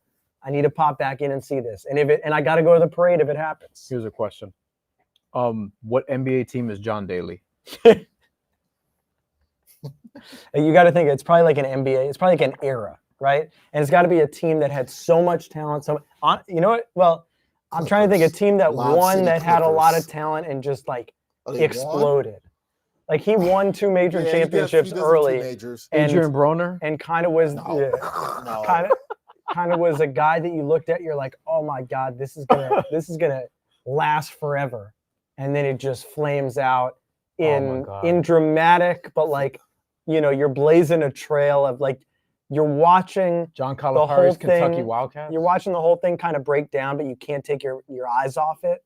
You know when you know it's over. I mean, I guess it also kind of. Oh, wow. I'll hustle. Derek Lively, I'll hustle Cat there. Oh, good defense. Good block by Deuce. Deuce. There you go. Morrow's been saying Deuce needs to get back in the game. And D'Angelo. Come on, Bridges. Oh, That's tough. D'Lo's giving him some good minutes. I almost feel like Hardy, he's taking that. Oh, that boy is a gunner. That dude. The Knicks not closing this quarter the way they needed to. Hardy is one of these guys that he can give you 11 points in 13 minutes. Also, I think something to keep an eye on here, people. Knicks free throw shooting. They've missed 9 in this game. They're shooting 64% from the line. I know Mitch has missed 3 of those, but that could come back to bite him just here. pointed that out in the comments too. it hasn't been a clean game by the Knicks. You know, I mean, we've talked about it a little bit. Winning by 3 points wouldn't be enough. They're up 2. Mavs at the line here. It's just the Knicks are playing what would you say? They're C plus B minus game right now. This is a C game. A I'm not C even giving you game. a C plus. The Mavs are putting together maybe a B plus game. Sound like maybe. I mean, the thing with Dallas is like I would say they're ruining their draft position, but fortune favors the bold. So Well, you know what? they'll just win the lottery again. Derek Lively's out there, so I got no hard feelings about them. The Mavs can. No, yeah. They'll still wind up with the first pick. There's a parallel universe where Derek Lively is a New York Knick. That's right. They'll still wind up with the first pick and get Darren Peterson. Like it'll all work out for them. Because Come on, Deuce. There you go. That's a great play out of the inbound. That's an assist for Bridges too. All right, we're on 3.5 watch. Need the Knicks to be up yeah, 5. you are. Oh, so Knicks are up 2 this. Vegas this quarter. always. How do they always get these? 2.5 or Swear to 3.5? God, bro. Wait, what did you have? 2.5 or 3.5? 2.5. That's not going to help you. Yeah, that's not gonna. We might not You get this. need a 3 in the worst way, and a stop, Oh God, and 1. give them the call. I'm sorry, you said it's 3.5. Yeah, so we need. But it's 4. They need to leave by 5. They were up by 2. Oh yeah, that's They right. got to lead by 4. No, they got to leave by 5. Oh, 2.5. Sorry. Yeah. Oh, See, if Mitch was there, they would have gotten that rebound. That's good. Damn it. yeah, it's a wrap. Yeah. Hooked again. I got hooked like on 3 bets tonight. It's crazy. I swear. D'Angelo Russell's 14 points in this quarter. You know what? That stroke still looks smooth. I need a Larry Johnson right now. You do. Oh boy. Come on, pull for the 3. Didn't like That's that good. shot, but all right. You know what? He's so Of course. comfortable now with Hooked again. Damn, bro. Charge into somebody. Oh. Well, does that make you feel better at least? No. I mean, see, this is what Jeff You know is what's saying. crazy? If he made that long, full Then court you shot, would have I would have ran out of here. You'd have ran out of here. That's crazy. Knicks up 87-85 after 3. And it feels exactly what you were saying about if they win this game by a couple of points. Nothing about this feels good. Nothing about that third quarter felt good. Bryan feels terrible because he didn't win with a bet. But nothing about But it this looked third quarter with feels like good. it was like with 3:50 left, the Knicks had taken I think an 8-point lead. 8-point lead. It felt better at least. I think the rotations That's a yawn. we've talked getting a little bit interesting there. We saw Clarkson, McBride come in. We'll see how deep the bench actually gets here in the fourth quarter. Where that's if you play deep at the bench in the first half, that's great. But now all of a sudden, it's a different story. And a different rhythm in the second half when now you have to commit to these guys and really go after it. So Yeah, somebody said please use Mo. East Blue said we need the size. I'm like, I don't think they're going back to Mo. I don't think that's the answer here, as much as the question that I'm asking is how quick the starters come back in. Is really 8 minutes. They're gonna trickle in though, but I think you need Mitch for rebounds personally. I think well, not what. Yeah, I wonder what motivated you to say that. I think you actually do though, because on the boards, and this is a game where the Knicks should have a bigger edge, just by virtue of like you actually have your two bigs playing in this one. The rebounding battle though, they're only up 40-37, and I know that Dallas has Derek Lively, has Daniel Gafford in this game, and also PJ Washington to an extent, because he could pop off and have some rebounds. He has 7 tonight, but you still have a team in Dallas who this season, and a lot of that without Lively and Gafford together, they've allowed the second most rebounds per 100 possessions. Mm-hmm. And you're the Knicks. You've been one of the best rebounding teams in the NBA when Mitchell Robinson is on the floor. So I think that is going to give you those extra possessions you're going to need to generate some good looks in the fourth quarter. And in the fourth quarter, things are going to get tight in a close game, a game that we could argue shouldn't be close. But right now, I mean, it is what it is. Like the Knicks are only shooting 24% from 3, 7 of 29. And we've been saying shots are going to fall, but they haven't. And you're not cashing in on looks from the free throw line. You are shooting 64% on free throws. So your shooting splits are 45, 24, and 64. That's not good enough.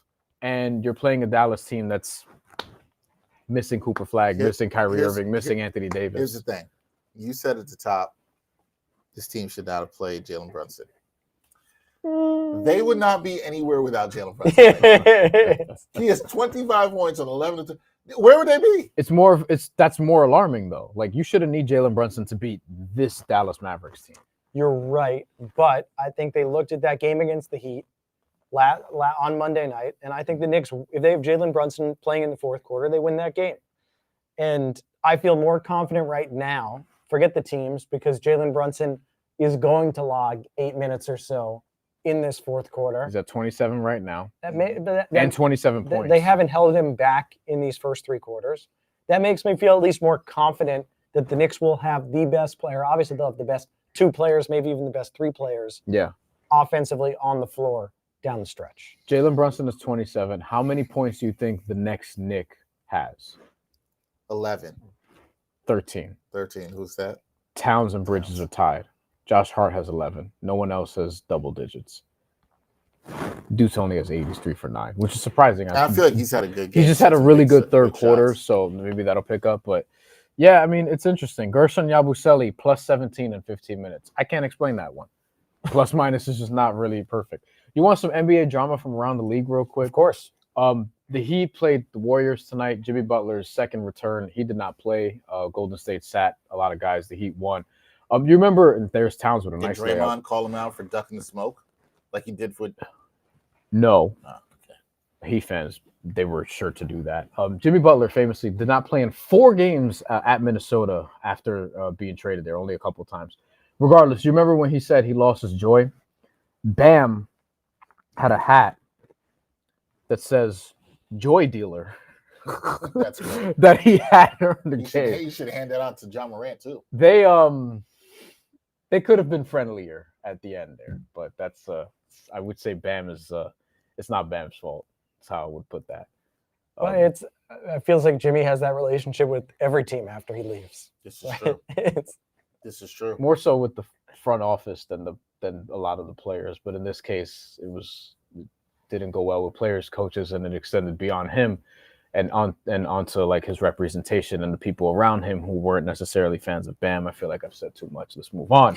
Okay, Hardy. East Blue Drew says JB taking over is not the answer. We can't keep going to that. Teams are ready for that. I mean, yeah. Agree. I agree. Agree. This game is disappointing because you would rather see some other guys do some stuff. We've seen other guys step up, though. Like, guys played pretty well offensively even without JB the last couple games.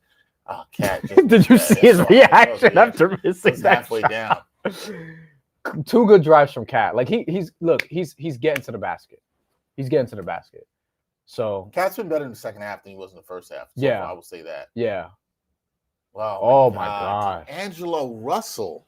No, but like I'm not saying like D'Angelo Russell's a bum because he's not, but it is a little unexpected. But he's good. Like he can play. I know he's up in his trade value. I know. Yeah, you're right about that. This is what. Yeah, I mean, look, I know he doesn't have a ton of fans around the league, but good hustle by Cat there. Like D'Angelo's one of these guys. He can have a night. There you go, Yabu. That's what you want to do. Get to the corner and you miss. He's 2 for 7. He looks so slow going after their ball. Ooh, boy. I mean, it's just you're reading the scouting reports. Great play by the Mavs. Get it out of Landry Shamit's hand behind the 3-point line and see if Yabusele can beat you. And Yabusele's 0 for 5. Hasn't been able to. My fear is that that's a good fight there between Towns and Marshall. My fear is that Yabusele, if this doesn't work out, he just becomes one of those Nick punchlines. Not like to Jerome James level, but he becomes one of those punchlines where it's like, yo, remember when they signed, kind of like with the Mets and Jason Bay. You know what I mean? Except I try to tell everybody that was not going to work. I swear to God I did. I swear to God. I was like Jason Bay.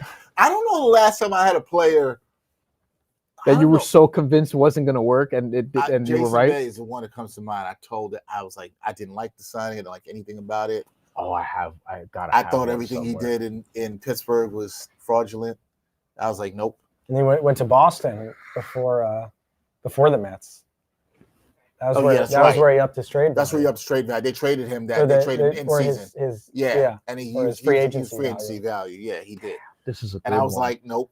A New York sports athlete who you were convinced wasn't going to work, and you were right. I could tell you another one.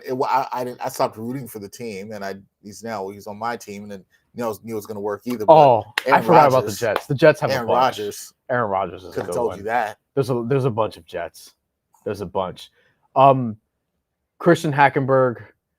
Oh my God, we're digging. Oh God. Bryce Petty. Basically, all the post Geno Smith quarterbacks, basically. Armando Benitez knew that was not going to work. Armando Benitez, you knew what he was. He had a few moments. Yeah. Of blowing games. And then he had some loud, yeah. The Knicks have had a bunch.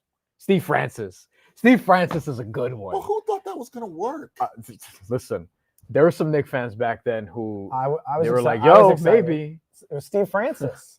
You know, we weren't in the advanced analytics era fully yet. So Come on, Shamit. Shamit's been quiet tonight. A lot of people have been quiet tonight. There's a lot of big name Knicks who you could put into this category. Finn Baker count?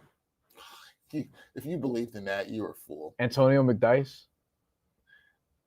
I was never happy. You know what? Damn. That was a one-footed 3. He kind of messed up. Antonio McDyess trade. Everybody knows I was a huge Marcus Camby fan, so I was not happy about that trade. I knew that was not going to work. Raymond Felton, Morrow says. The second time. The second time, not the signing. Yeah. The first time, it was great. Bang that. I mean, did you guys think Kemba was going to work? I did. I believed it, and I was wrong. I love Kemba Walker. So do I. Except for one time, I did not love him. We won't talk about that. Although I did talk to him about that on the show early this year. But he went to Pitt. That's all you got to know. I was like maybe, but I kind of knew at the time, like, man, he was hurt a lot.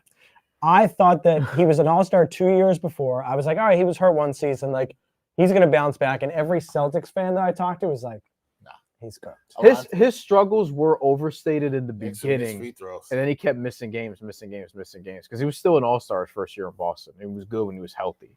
He was even good in the playoffs until the Heat series. And then it kind of tapered off. Kurt Thomas talking someone's ear off back there. Right. I wonder what he's like, I would have made that free throw. Towns, you gotta. As a kid, I tried to do the Kurt Thomas eyes. Wes says Phil Jackson. That is a good one. That is pretty good. From a front office standpoint. Oh, you know who? You know what? Joakim Noah. Oh, that's not bad. I was all bought into Joakim Noah. That's not. Oh, well, yeah, Joakim Noah was all vibes. I'm saying it. I guess that wasn't I believed it too. That wasn't necessarily your question. I believed in the Phil Jackson stuff. That was foolish in hindsight. We could keep playing this while we're doing the game. Oh my goodness. What is Dallas shooting from 3 right now? Good Lord. Is that Max Christie? 16 of 38, 42% from 3. Hard to beat a team. When they shoot. 88% on free throws. And here's the thing, but like you could say, oh, they're just shooting better, but they're generating good looks and taking advantage of it. The Knicks aren't. Like they're generating the looks, but not taking advantage and of it. The Knicks are doing the opposite. It's not like the Knicks are just playing terrible, but they're getting good looks. Their offense is doing what it's supposed to do. They're just not executing. Getting outshot and out executed, by a worse team. Look, NBA is hard. Did you guys just see that 2015 Clay shot? I did see that. Look, like NBA. Look, you're not gonna beat everybody, but like again, you 0-5 on the road to start. What if they lose, realizing is he can get to the rim though, which is interesting. Nice, Deuce. Very nice. Good bailout shot. I still think they could win this, obviously, because like you can bring in Brunson. They're going to. They just got to stay in striking this like they are now. Brunson's about to check in. And Mitchell Robinson. All right, so that's right around the 8-minute mark like we expected. Yep. But Knicks got to get some stops. Cookie's here. That's off his leg. Good defense by Shamet. Yeah. Excellent defense there. It's interesting. Here comes Hart. So, you're staggering the lineup a little bit. That now Josh Hart, look at the lineup that they're going to play. Towns is going to the bench, it looks like. So they're going to play Brunson without Towns, and they're going to play Hart essentially with the starters. They're going for a little more defense here. I like that because you're going to bring in Towns for offense later. Probably in about 3 minutes you bring Towns back. Yeah. 3 minutes of game time. And Mitch. I mean, Mitch is there. Mitch is in the NBA to be an anchor. So 98, 96. All right, so they're taking the timeout. Brunson's going to finish with what? How many points we think? He's at 27. 35. 35 was literally the number I was thinking. He's going to hit the over. I think it was at 28.5 or something. Yeah. Should have took that. So I brought up the 6 assists maybe with Brunson as part of a parlay. I was 4. trying to stay away. What was your parlay again? You had Brunson 6 assists. 6 assists. Towns 2 threes. He's got at least one. He's got one. And then 8 Mitch rebounds plus 247. Yeah, 3 more rebounds. Does Devin Williams count for the Yankees? As someone you're saying you didn't expect him to play well for the Yankees this. Just because Pete Alonso hit 1 home run. I'm not. No. Or just guys that didn't pan out. It's some relievers just for whatever reason don't translate. That was a big yawn by me. Add that to the yawn counter. That was a huge yawn. Some relievers don't translate to bigger markets. Yo, he felt like a dude that you were like, I could see this not working well. Yeah, I could see it. I mean, to the degree it did, not necessarily, but it didn't. The Yankees got Randy Johnson in like the mid 2000s, mm-hmm. and there was all this excitement. Like they had gotten the biggest free agent pitching signing, and he was like 42 at the time or something like that. And I remember just thinking, like, how much more does this guy have? His whole career has been predicated on power pitching. Yeah. Like at some point, he didn't have it no more. And he was really good in MVP baseball that year, as you know. Yes. But he wasn't a Cy Young candidate anymore. You know what? For the this is going way back for a Yankees fan, a little bit back, but like you had to remember the hype around this guy and the Yankees signing this guy and him being a flat out bust. Hideki Irabu. Of course. Oh man. I mean, that's almost what the Mets would. Remember Kaz Matsui? Yep. Woo. How many times have you guys got the wrong Matsui? Heard that shit all the time, bro. All the time. The funny part about Kaz Matsui is that when he started with the Mets, what position did he play? Short. And Reyes played second. Yep. Yeah. And then they looked around like halfway through the season. They were like, no, this guy's a whole lot better. What are we doing? They were like, faster, better. Like, what have we done here? Let's switch. It's literally like Little League. It's like a Little League coach showed up one day, like, let's try you at. I'd love to know how that conversation went. Hey. And you got to do an interpreter with Kaz? Hey, Kaz. Let him know short's not a thing anymore. Yeah. That had to be rough. But yeah, I don't know if I believed in those. I'm trying to think of somebody I believed in and knew that wasn't going to be bad. This might be my number one answer. That you knew the person was going to be bad? Yes. This might be my number one answer out of all of them. Actually, it could be multiple, but we'll just stick with the first. What sport? Basketball. For the Knicks. It's the Knicks? Or the Nets. Kevin Garnett. Paul Pierce. Oh, yeah. And Jason Terry. I remember, oh my God, people in college, was I in college yet? Yeah. 60 wins. They're gonna take over the NBA. Can I tell you guys something? I was at that introductory press conference. So was I as a fan, though. My brother had That's season crazy. tickets. Yeah, my brother had season tickets. So I was there as a fan. I was there. I wrote a blog about it that no longer exists. God, I was doing stuff for Nets Daily. That was what a time. What a time. I ended up on Nets Daily a couple The years whole later. big thing on the Barclays Center floor is what a time. I remember that. All right, Knicks I got a took chance. pictures with the camera phone. Oh God, It's ridiculous. shout out to everybody in the chat. Callie says, do you think Knicks are still going to win? Yes. I do, yes. Morrow says yes. Morrow's been on the Knicks are going to win. I fear that it's the going whole to time. take more Jalen Brunson than it should. Callie says, I need the money for real. What'd you bet, Callie? Come on. That's a decent Oh, look. I thought that was a Mitch got Gordon. boxed out there. Wow. Najee Marshall. Don't see that. No, I don't think that was Najee Oh, it's Marshall. not, no, it's not Najee Marshall. Sorry. Your turn. No, not mine. You know, you guys were talking before about like it can't just be JB down the stretch. Yep. I don't know. I think it kind of can be. Like right now, every offensive possession, even if the Mavs know what's coming, just let him penetrate. I just don't want it in November. I just don't from like it. them. It's stressful November minutes. I don't Yeah, like it. it's just it taxes. Off the ankle, I don't like any of it. I hear you, but you're right. I think he's Two things can be he's true. healthier than we're letting on. I think he could have played last game. He didn't. No, that's fine. I'm just saying the miles add up. You know, the stress. Like we just talked about, like Mhm. the injury stuff. It's a good move. Well, Brandon Williams could across. play, man. He's Brandon playing all Williams could night. play. That's why they start him now. It also tells you how they feel about D'Angelo Russell Well, playing big minutes. That's a great. By the way, cross. Ooh, that was good. Knicks good dodge double Cooper cross. flag tonight. Like they're scraping and clawing right now. I know. I mean, he would have worsened Dallas' 3-point percentage if you've seen him so far. This is true. Somebody in the chat said this is embarrassing for the Knicks. You got to see one go through. Even I've been critical of them all night, and if they only win by 3 or less, still not going to feel good. But you got to see one of these road games go through. Oh, that's Musa Cisse. That's right. Oh, that's who it was. I covered him at Christ the King, bro. Ah. Like, I didn't know he landed. I didn't know he was landed on a roster. no, he's been playing well. He's been like a fantasy streamer recently too. Like I think he might be on a 2-way contract. He played at Memphis for a little bit, not the Grizzlies, but the university. University, yeah. Yeah. Like he bounced around a little bit in college, but yeah, he played at Christ the King for a while, and he was solid. He was good as a freshman. It was him, Tyson Walker, and Kofi Come on, Bridges. Coburn. Who's that? Kofi Coburn. I remember. Because you don't pronounce the CK in Coburn. Listen, shout out to Josh Hart. First 2 games, fan base was pretty tough on him, and he has gone exactly great back point. to who he is. And the playoffs. They He's were adjusted. killing him in the He's playoffs. adjusted with his hand. Nobody's even talking. Oh about my that God! I thought he was gonna try to dunk on Mitch. Yeah, he might not like feel that his foul by hand. He Mitch. might not feel his hand at points during the game. He might not. East But- Blue Drew says how the Mavs is playing is how we need to. Well, they're playing hard. They're playing. Who said that? East Blue Drew. yeah. They're playing, like I said, like the Pistons in the playoffs last year. Mm. The way the Magic played against the Knicks at the Garden earlier this year, where you go, wait a second. We talk about how relentless this Knicks team is, how bruising they are, how much they wear you down, and then you play a team that's less skilled, but they're going the extra mile. I mean, Josh Hart just got that rebound on the last possession, but Dallas has been winning those 50-50 balls all night. Yeah, it's a great point. And look, it's funny you mentioned Detroit. I do think you have to, especially when you're not the more talented team in the equation, you have to play this Knicks team tough.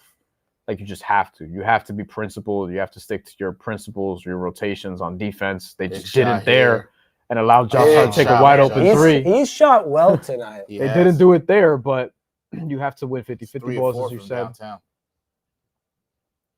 It's a good job. The crossover. Oh my God. That's it. I don't know about that. Brunson got fried there. No, I don't think the shot counted. He got fouled going up. Was the foul on Mitch? Who came over to help? Look at this crossover. Oh, they're not showing that part. Wide open. Yeah, that's too open for Josh Hart. That's too open for him. You can't have that happen if you're Dallas. Look at you. Show the foul. The thing about it is Mitch is probably coming off soon. I forgot Frank Vogel's on this. What's the dynamic like, right? The kid was Vogel's assistant on the Lakers, and then it happens all the time with guys. I wonder if Frank Vogel ever walks in and is like, This is not how it's supposed to be. He's one of the most forgettable, like, championship-winning head coaches in recent years. Lakers should have never got rid of him. That's a whole nother thing. But I think Frank Vogel's a good coach. You ever feel bad, like assistant coaches like that?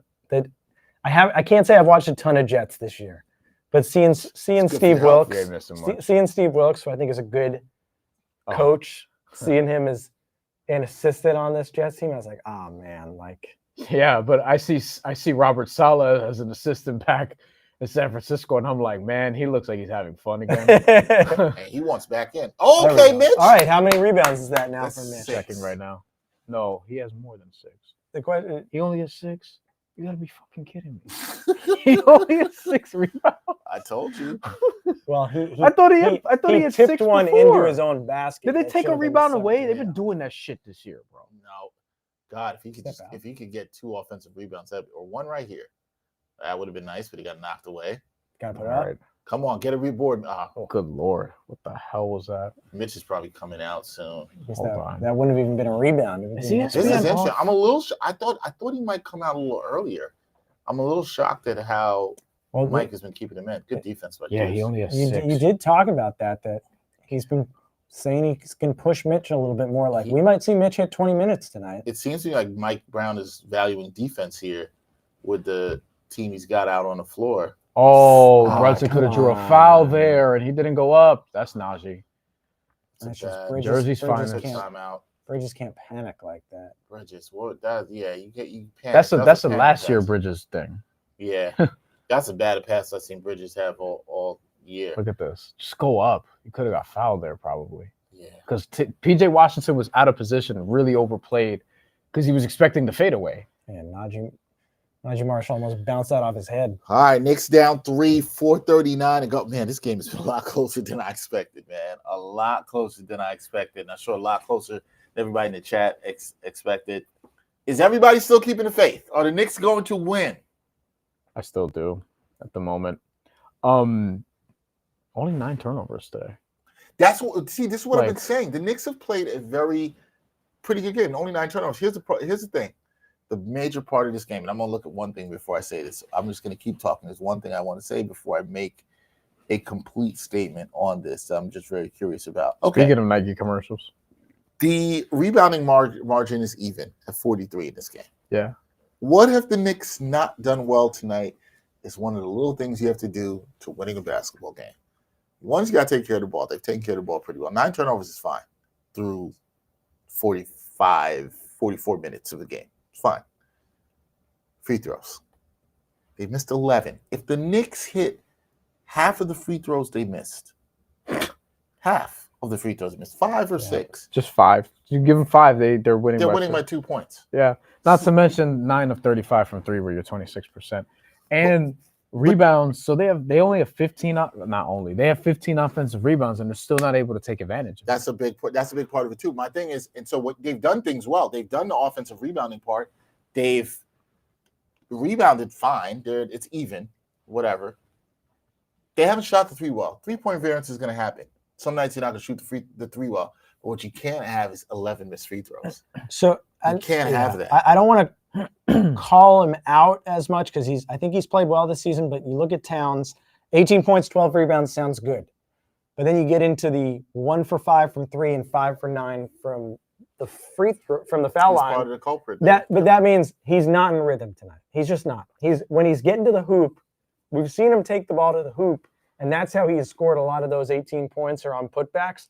Hasn't shot the ball well. Nope. Mikal Bridges 0 for 3 from 3. That just can't happen with a guy who that is his offensive game. So you're right. You're going to have variance, but if you tell Mikal Bridges at the start of the year you're going to go 0 for 3 one game, he's going, well, it better just be one game, because that's just not.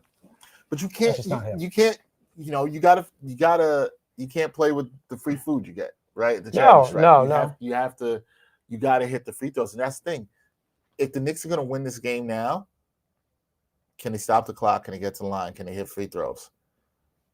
It's going to be interesting. Well, is Mitch going to be on the floor when you come back here? It's going to be interesting. I think he will. I think that's part of the timeout is going to give him a nice rest. This is going to be interesting to see. Should Mitch stay on the floor? Should Cat come back in? So here we go. They're putting up the graphic on ESPN. Most home wins in the NBA for the Knicks. 0-4. One of two teams without a road win. All right, at least the Pacers don't have a Pacers road are the win. other one. The Pacers have 2 wins all year. Now, look, 4 road games only, but man. All right, we're getting Juice in here. Catch back in. Right, okay, you're right. No this is a lineup I actually like for the Knicks. I feel like I'm going to regret this later, but I'm going to eat another Twizzler. There's very good data on this lineup for the Knicks playing. Yeah. Usually with OG, with Hart's kind of replacing him there. And Knicks not able to hit a 3. I don't love that shot. You've got essentially your best offensive players on the court. Don't need to take a contested 3. Why is Deuce on Najee Marshall? This is why he's calling the ISO. Oh, why is Brunson on PJ again? I mean, that's Knicks get away with that. But Yeah, that's a defensive lapse. Knicks don't have a lot of length with this lineup, though. That's my only thing. And 2 mismatches like off the bat. They got a good shot out of that too. All things considered, they just missed. Got to hit this. There you go. There it Bridges. is. We just talked about it in the break. 0 for 3. You know he was talked due. about it. Said he was due. Hit a big 3. All right, Knicks got to play to their talent level, and you gotta execute now. East Blue Drew said the Lord is testing me. East Blue Drew, you're a Knicks fan. The Lord has always been testing you. Cat. You just, I mean, you saw Cat, that. come on, man. You saw that Come in on. slow motion developing as the ball was in Stevie the air. Wonder could have saw that. How many? He just out. Let's see. Hold on. Watch the elbow. Watch the left elbow. The right elbow. Right elbow. Sorry. He pushes it more in Gafford's face. Like Gafford looked like he tried to sell it, and then he actually got popped in the head, in the face. Like every fourth quarter, I feel like he just commits a stupid foul, at least one. The thing is, Cat. It's like it's part of the mandate, you know. Like it's crazy. Oh, well, you got a missed free throw from the Mavs here. Not an amazing free throw shooter. So there's that. What is he for his career? He's 64%. It's been interesting seeing Mike Brown come in with a totally different lens than Tibbs. And I know Tibbs was playing Landry Shamet finally at the end of the playoffs. 68%. But, I mean, right off the bat, it's Shamet. Shamet is part of that fourth quarter rotation. He trusts Shamet, too. That's another thing. He trusts him. A lot sometimes. I think it's because Shamet competes and he does the things he's supposed to do.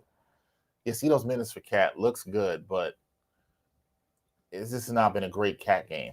Not a great shooting game. No. And one that I think fans he has, man, there are a bunch of Cat games where the numbers look good, but there are a bunch of Cat games where the numbers look good, but he just does a lot of dumb shit in between. Interesting timeout here by Jason. Good shot, Brandon Williams. Didn't count. Timeout. Knicks up 1. It's a use it or lose it.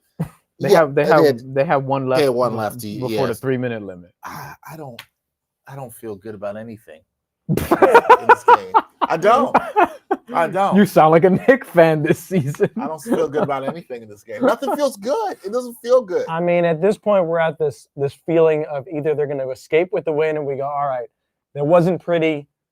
They somehow won the game. They need to get better. And if they lose this game, then we're sitting here going, what do the Knicks have to do to win a road game? Because the next road game in Orlando is going to be a lot tougher than this game. Oh, we'll talk about this. But let's be honest. If they don't win this one, they don't win the Orlando one. You got the Brooklyn one. You know, like, does that count? It's not a road game, but still, I know you're like you don't want to go 0-6 and then win against Brooklyn, and that be your road win, and then you're 1-6 on the road playing against a Charlotte team after that. Who can catch you slipping? Even though they lost to Indiana today, inexplicably. If the Knicks lose this game, it's gonna be a long next couple of days. Long flight to Orlando. Yes. Long next couple of days. Dumb that they got to go Miami, Dallas, Orlando, home to New York, back Brooklyn, down to Charlotte, and then back down to Charlotte. Charlotte. Good for them that they get to sleep in their own bed for a road game. It's just again contributing to injuries with unnecessary travel. The problem is why couldn't they stay in Florida like Golden State did? You never know who has a concert in what arena at night. Making the NBA schedule is very hard. Just figure it out. It's very hard. There's too many things going on in these Then arenas. make them come to Dallas later. Is there a Panthers game that night? Orlando doesn't have a hockey team, but UFC, boxing. We got everything coming through Madison Square Garden. Boxing is largely in the UK and Saudi Arabia now. That is. I knew that. I could see that. We never really had the whole conversation I before. don't know if we have time. We do not. I could do it on my channel. It'll probably be safer and make more sense. That was the easiest call for a moving screen. Yeah, that's very cat-like. Yeah, it's funny because he was the guy that Cat got called on the loose ball foul. Did you feel better? Did you feel better at this point in the game, in the Heat game, than you do now? Yeah, I feel a lot better. I don't feel good about anything in this game. Because I actually thought it was more likely they lose the Heat game than they did than this one. But I think the Heat are better than Dallas also. Oh, God. Good rebound, Josh Hart. Is that a trap? No. They called it a trip. Wow. Look at that. He didn't agree with the call. Got right up. Or did the face again. Was it a kickball? What did they call here? I think Josh Hart kicked the ball. I think he was trying to keep possession. Oh, Kurt Thomas rocking a Burberry shirt. I saw that. I was Wait, what? Watch. Yeah, I think he's. Look. He's trying to hold on to possession with his feet. Big soccer fan. What is D'Angelo Russell foul baiting for? Yeah. Well, granted, he had Cat on him, so he probably figured Cat will do some dumb shit. I know him. And I'll say, they're boys. Come on, Cat, please. That was my parlay right there. I know, They doing you dirty.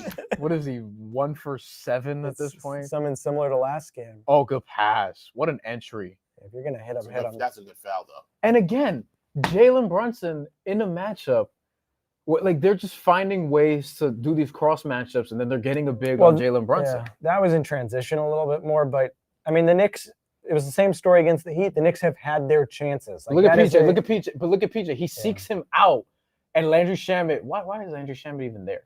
But Landry Shamet is late to help. I wouldn't have Landry Shamet in the game right now personally. I think you need rebound. I'm not just saying that because I have Mitchell Robinson's over.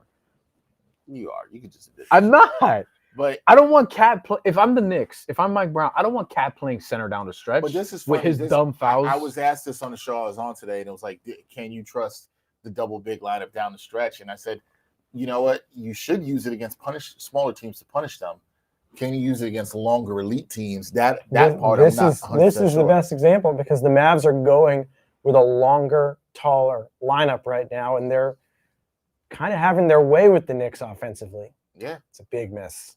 The Mavs they've given them a couple of misses here in the last 4 minutes. Cat rebound.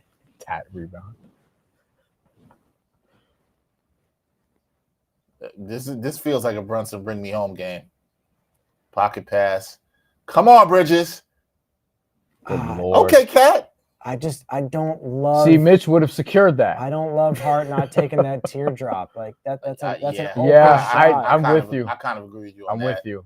I kind of agree with you that you got to take that shot. Look. That means he's not confident. Seeking it out. Look. You're right. Gafford's on Shamet. That's what he should be doing. It's kind of terrible they weren't able to get that.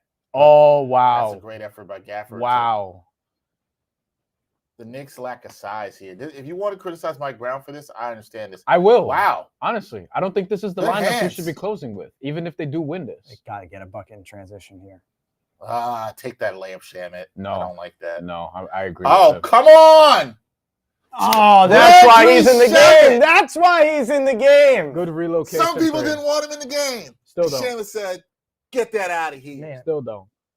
He's like they would have had the lead sooner if he wasn't there. He feels like just wanted Mitch rebounds. He feels like the CPU in a video game. Like he's always going to find his way to the perimeter. You know, he's just making hard cuts. Like think about Shamet was the guy that was leading that in transition, and somehow circled around and ended up in that spot. Well, he actually did what Mike Brown wants you to do in the offense there. If you're going to give up the ball like that, yeah. And Jalen Brunson, you look for him. He wants those guys cutting back to the corner. We saw Kolek find a couple of people like on shots like that, deuce on that in the preseason. So that's life and death with the Dallas Mavericks. East Blue said this feels like a preseason, a playoff game, and I'm like, I understand the stress. I'm not going to go that far. I'm not going to go that far at all whatsoever. Shout out to Astrid. Astrid donated $2 in the super chat. Did she? We appreciate you, Astrid. All right, guys, how you feeling in the chat? Are the Knicks going to bring this home? Mara Classy has a bang. Mike bring bang. The East Blue Group said this game, Jesus. Yeah, I still think they're gonna win. I haven't moved off that, but this should not be what it's become. It really shouldn't. I don't want to say it. I'm a jinx. I know all the producers Go ahead. that are sitting back are going to watch this. This feels like it's overtime written all over it. I was thinking from the betting standpoint. Doesn't it feel like overtime? From the bettors are looking at this and saying some of those Mitch rebounds and stuff get this game to overtime. It's a long night. We don't need no overtime. Mitch ain't playing again, so whatever. He might if it goes to OT. No, I think he found his lineup, and I don't think he wants to overextend Mitch. Yeah, yeah, there's too much contact. He knew it. He knew it too. You know, obviously Jalen seeks it out. Like it felt like D'Angelo Russell was looking for contact. Let me see. Yeah, that's a foul. Yeah. Brunson gets that call all the time, so you can't complain if he doesn't get. Comes toward him just a step. You know. That's a good game for D'Lo. 9 for 15, 4 for 7. Man. This is like his Nets days. Oh wow. my God. Big miss. The Mavericks have missed 3 free throws. They're starting to sell at the line too now. And D'Lo's a good free throw shooter. Check that out. Guy's got a Porzingis Christmas jersey back there. Wow. Yo. Still rocking the Porzingis jersey. He played for both these teams. It's true. All right, tied at 109. All right, we've been talking all night. Gotta be Jalen. Gotta be Jalen. Mm-hmm. Or gotta be Landry Shamet. I was gonna say, why not Shamet? The way he's been playing, apparently. I don't like this possession. Shamet's open again, low key. There it is. Shamet! Oh! The Knicks new pot player. Bryan Fonseca wants you out the game. Now what you gotta say? He's so annoying. Listen, he deserves a lot of credit for making those shots for the way he's been Those playing. are 2 good relocation threes. But Mike Brown also deserves credit. Deuce took the contested 3 on the right side, and I think Mike Brown looked around and said, you know what? Got to put in a veteran who's done it with these shots, who's going to get to the open spot and knows when to shoot. Not contested, open looks. Landry Shamet was not having a particularly good game before this, but these are 2 big threes. I don't know how Dallas didn't force a turnover on that possession either. They had Josh Hart beat. Like they had him in such a bad position too. And he was still able to get that pass off. Hey man. Like you put Landry Shamet effect. Ridiculous. You put Mitch in the game now? For the rebound? Bryan. Well, because for the rebound, but I would think you want your best defensive lineup in here right now, but you also are expecting the Mavs to attempt a 3, so you need perimeter defenders. Yes, I would put him in the game. Yes, there's Deuce back in. The only thing you don't want is him to get fouled. Who are you taking out? Probably Cat. They might take out Brunson for defensively. I think they might take out Brunson and Cat. You have 2 timeouts. Yes, Dallas has none. I would take out Brunson and Cat. So we see it's Mitch. This is Bridges. over. Dallas doesn't have any timeouts. Yeah, Brunson and Cat are out. Dallas doesn't have any timeouts. This is over. Brunson and Cat are out. Yeah. That's part of to your part about no timeouts, Bryan. That's part of the reason why you make this move. This is the Knicks' best defensive lineup. Mitch is out. I mean, out on the floor is what I meant. And this is why you save the timeouts. Clay? Oh no. Mitch with the rebounds. You know what?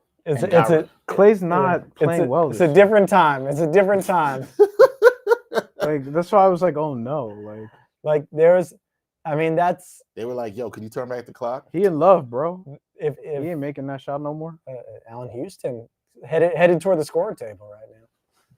Or is Allen Houston going to say hi to Kirk Thomas? That's the big question. I think so. I think so. Former teammate. If Klay Thomas had a sitcom about his life, what's happening here? Yeah, they're checking to see if the foul was on. Wait. Did the rebound count? It did. Now they took Mitch. Was that their 4th foul? Might not have been over the limit yet.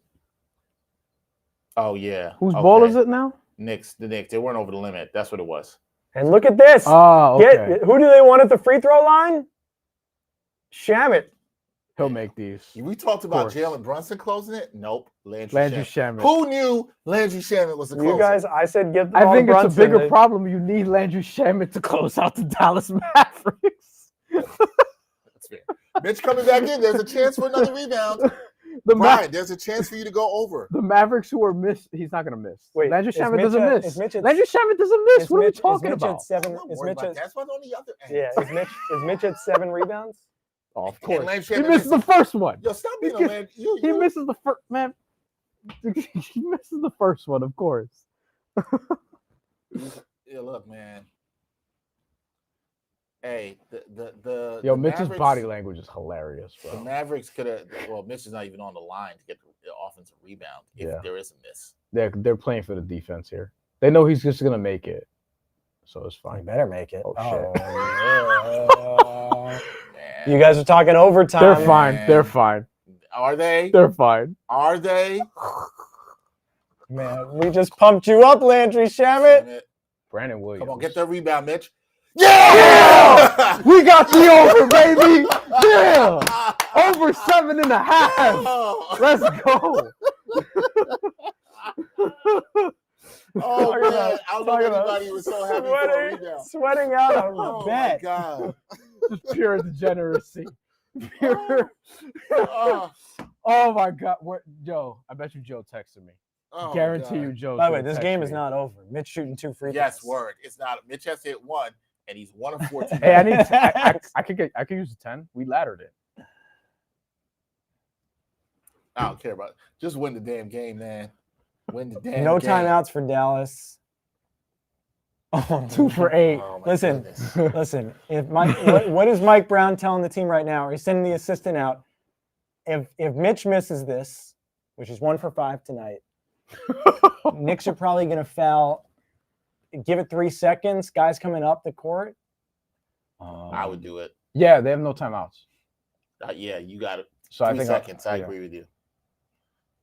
Oh, That's a Immediate that's foul. Yeah, that's a little too quick. A little I too understand quick. Hart was trying to get the rebound, but at that point, you got to cut your losses. That ball's bouncing Josh in Hart's the air. always trying to get the rebound. See, this is why it's hard to play Mitch. See, against elite teams, Mavs are gonna cover. this is why it's hard. This is why it's hard to play him there because he can get a board like that, but then Mitch can't be. What is he? 1 of 6. 1 of from 6 tonight? now. 2 for 9 for the season, including tonight. That's 22. We don't work in math, but they're 22%. 22%? That's Let's see. 22.2. Yep. That's how you know we work with percentages too much. All we needed Mitch is to hit 1 free throw, man. Just 1 free throw. Well, he might get a 9th rebound. Man. PJ Washington, only 4 points. He had a nice 3-pointer, I think, in PJ the first quarter. Washington Yes. intentionally missed the second free Yes. throw. Yes. Has to. Yeah.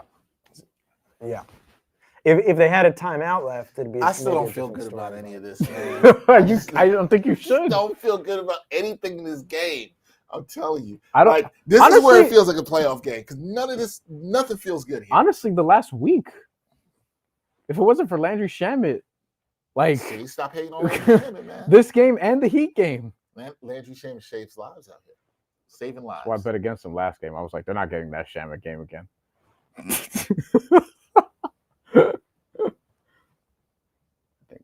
But Mitch is there too. Oh. Yeah, he's. Oh, He okay. made it. You know why? You know why? Actually, no.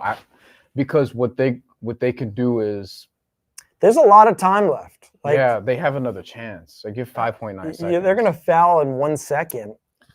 The difficult thing is, Mitch was on the floor, so if you miss, I mean, he probably misses the free throws anyway. So I guess it's not that difficult. Yeah, Never if you mind. missed and you fouled him, you sent him to the line. All right.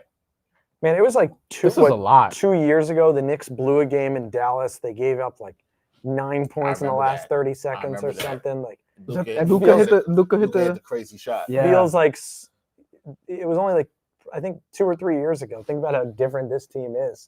But Jeff, what you're saying is none of this feels good. It's None of this feels this good. is man. not. It's 12:23 Eastern time, a.m. A lot of New York. Some of the casuals probably went to sleep in the third quarter thinking, If you're they'll with us, pull you're a this out. diehard Knicks fan, and you're staying up, please hit that like button if you have to work tomorrow. Let me know, what time do you have to work tomorrow? That's what I'm curious about. What time do you have to be at work tomorrow if you are up watching this game? I have a show at noon. I'll tell you who doesn't want to hear that. The person has to be up at 6. I always say, But to be fair, I have a show at noon. Then we have a show at an undetermined time yet after. And then I have another show at 11 p.m. So busy. whoever said, early bird gets the worm, I always say didn't watch West Coast basketball. Facts. If you like boxing, subscribe to the mandatory. We have a show tomorrow at 12. We got a big card this weekend. They did not watch West Coast basketball at all whatsoever. Yeah. East Blue Juice said he's at work right now. I love it. I like it. I've been working You're late a real too. one, East Blue. I mean, we're at work now. Is that a fat No, time out. I don't love using that time. Like, Yeah. because the Knicks might need one more timeout in their back Nothing pocket. about this feels good. East Blue Drew, do you work overnight? Or are you like the crew here that work, the late night shift? We're gonna have a late show, a late crew show. Alicia Sastre says 7 a.m. She gets up at 7 a.m. She's in Tampa. In Tampa? Shout out to you, Alicia. Alex says OT, please.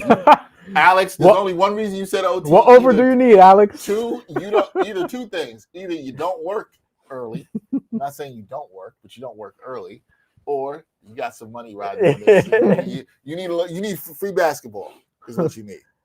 What over do you need, Alex? Let us know. Oh man, I need this to be over. I need this to be over. This game's been long, bro. Been like East Blue said he's working overnight in the city. This is like the time an overtime game would be. These last like 4 minutes of this game. Overnight in the city.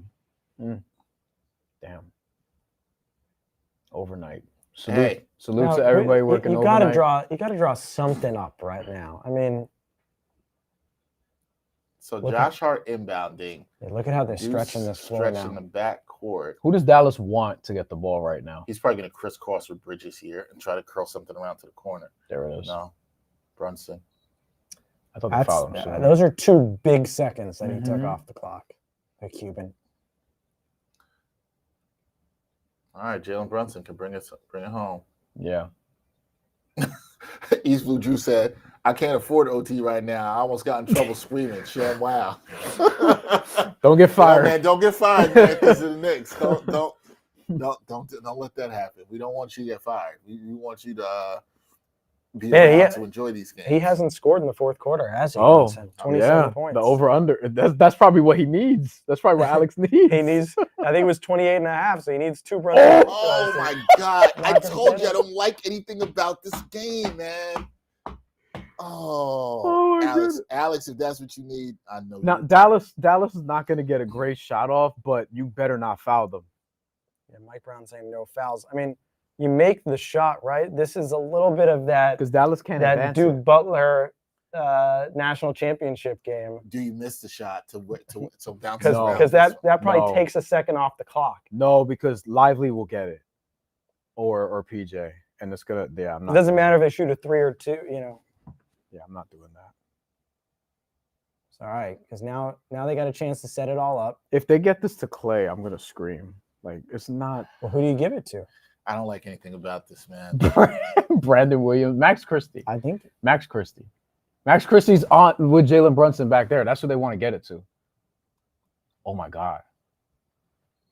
Oh, what? They called an offensive foul. Oh man. Oh my God.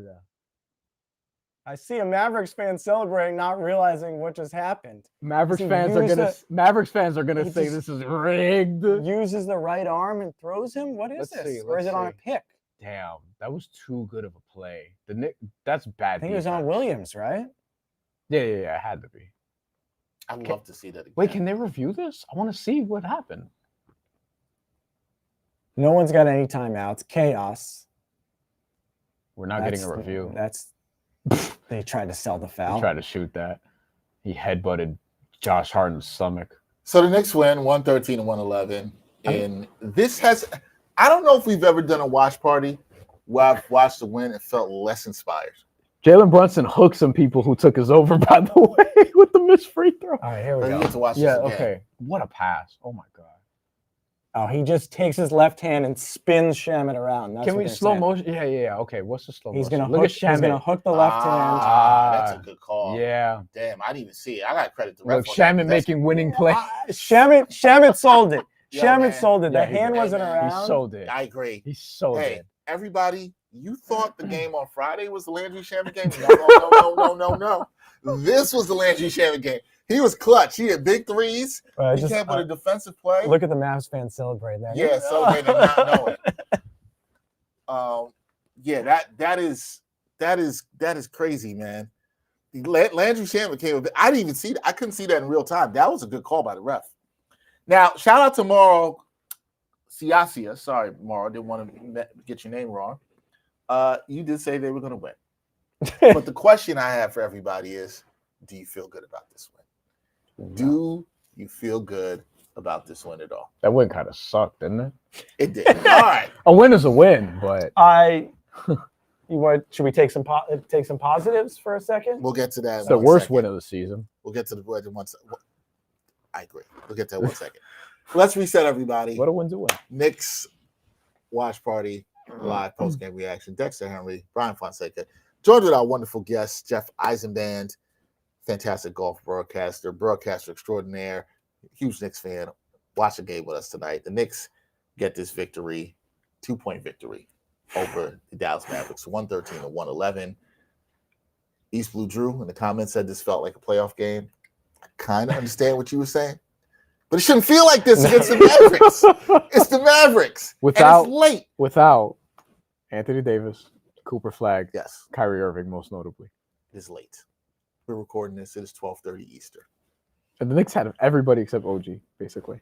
Knicks had everybody except for OG, and they had to sweat this out for their first road victory of the year. Go Jalen Brunson returned. He dropped 28 points in this one, 11-23 shooting.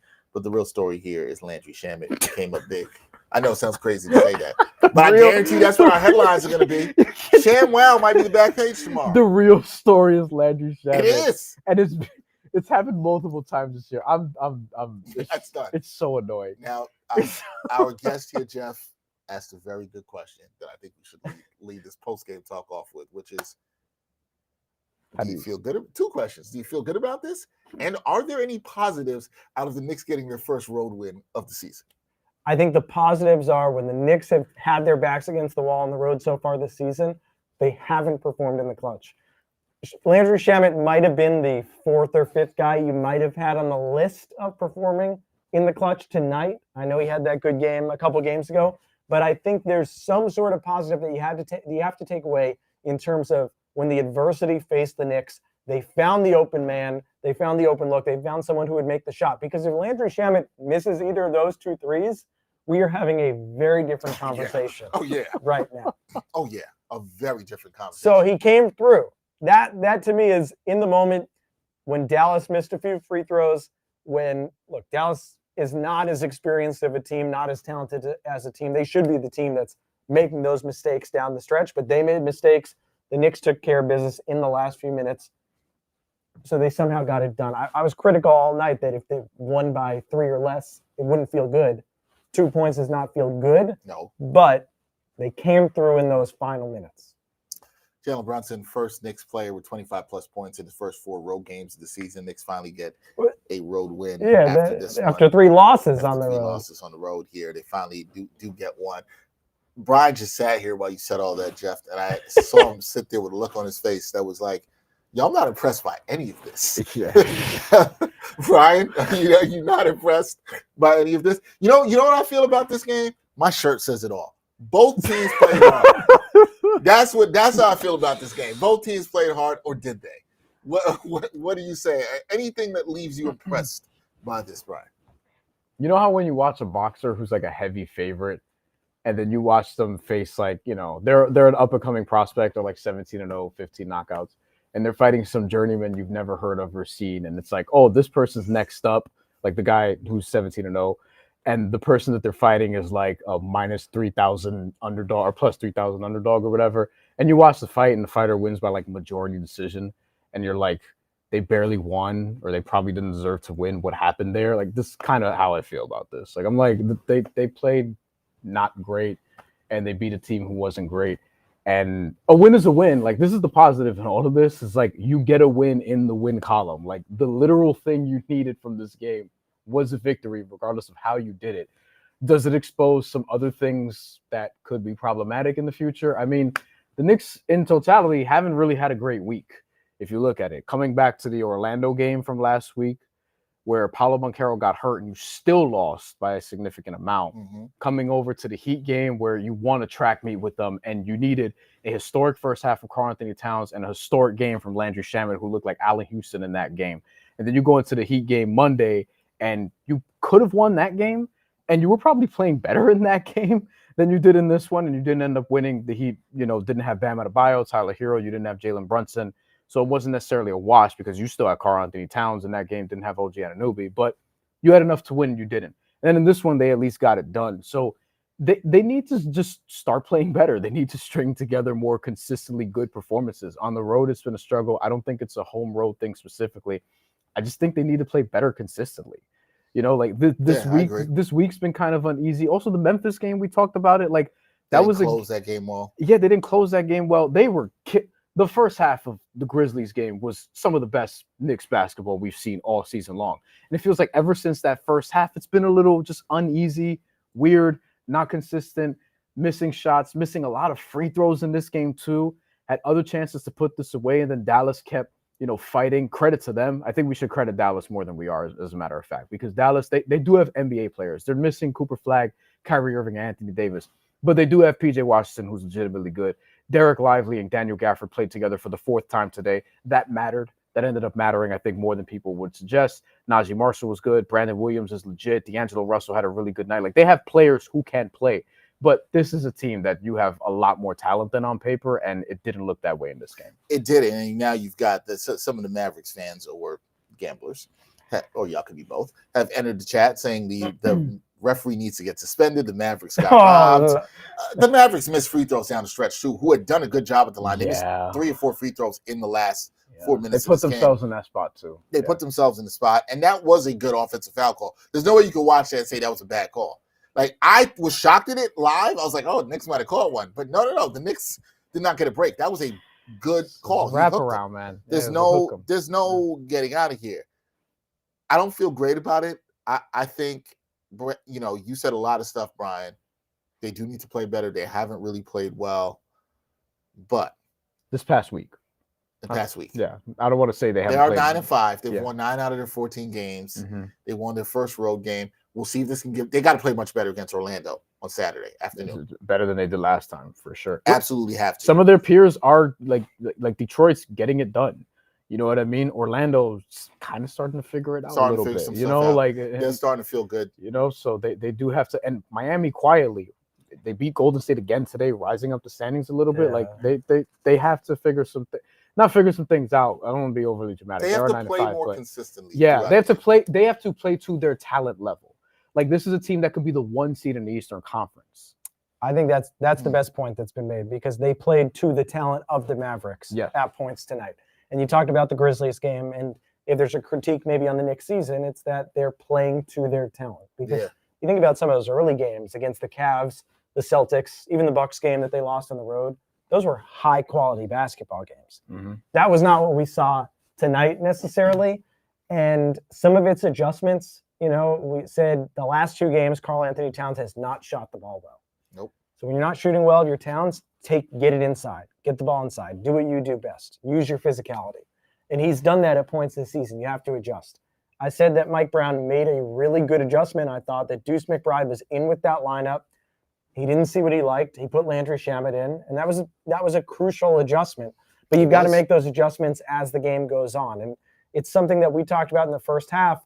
A lot more players playing, a little bit more of a rotation in the first half, but maybe you did give away 3-4 points that you could have had there in the first half because you're testing some things out. So it's not a bad thing to test some things out, but at some point, when is it going to, will it be 25 games in, 40 games in, 60 games in? When are the Knicks going to have, okay, this is what we're rolling with in terms of a line?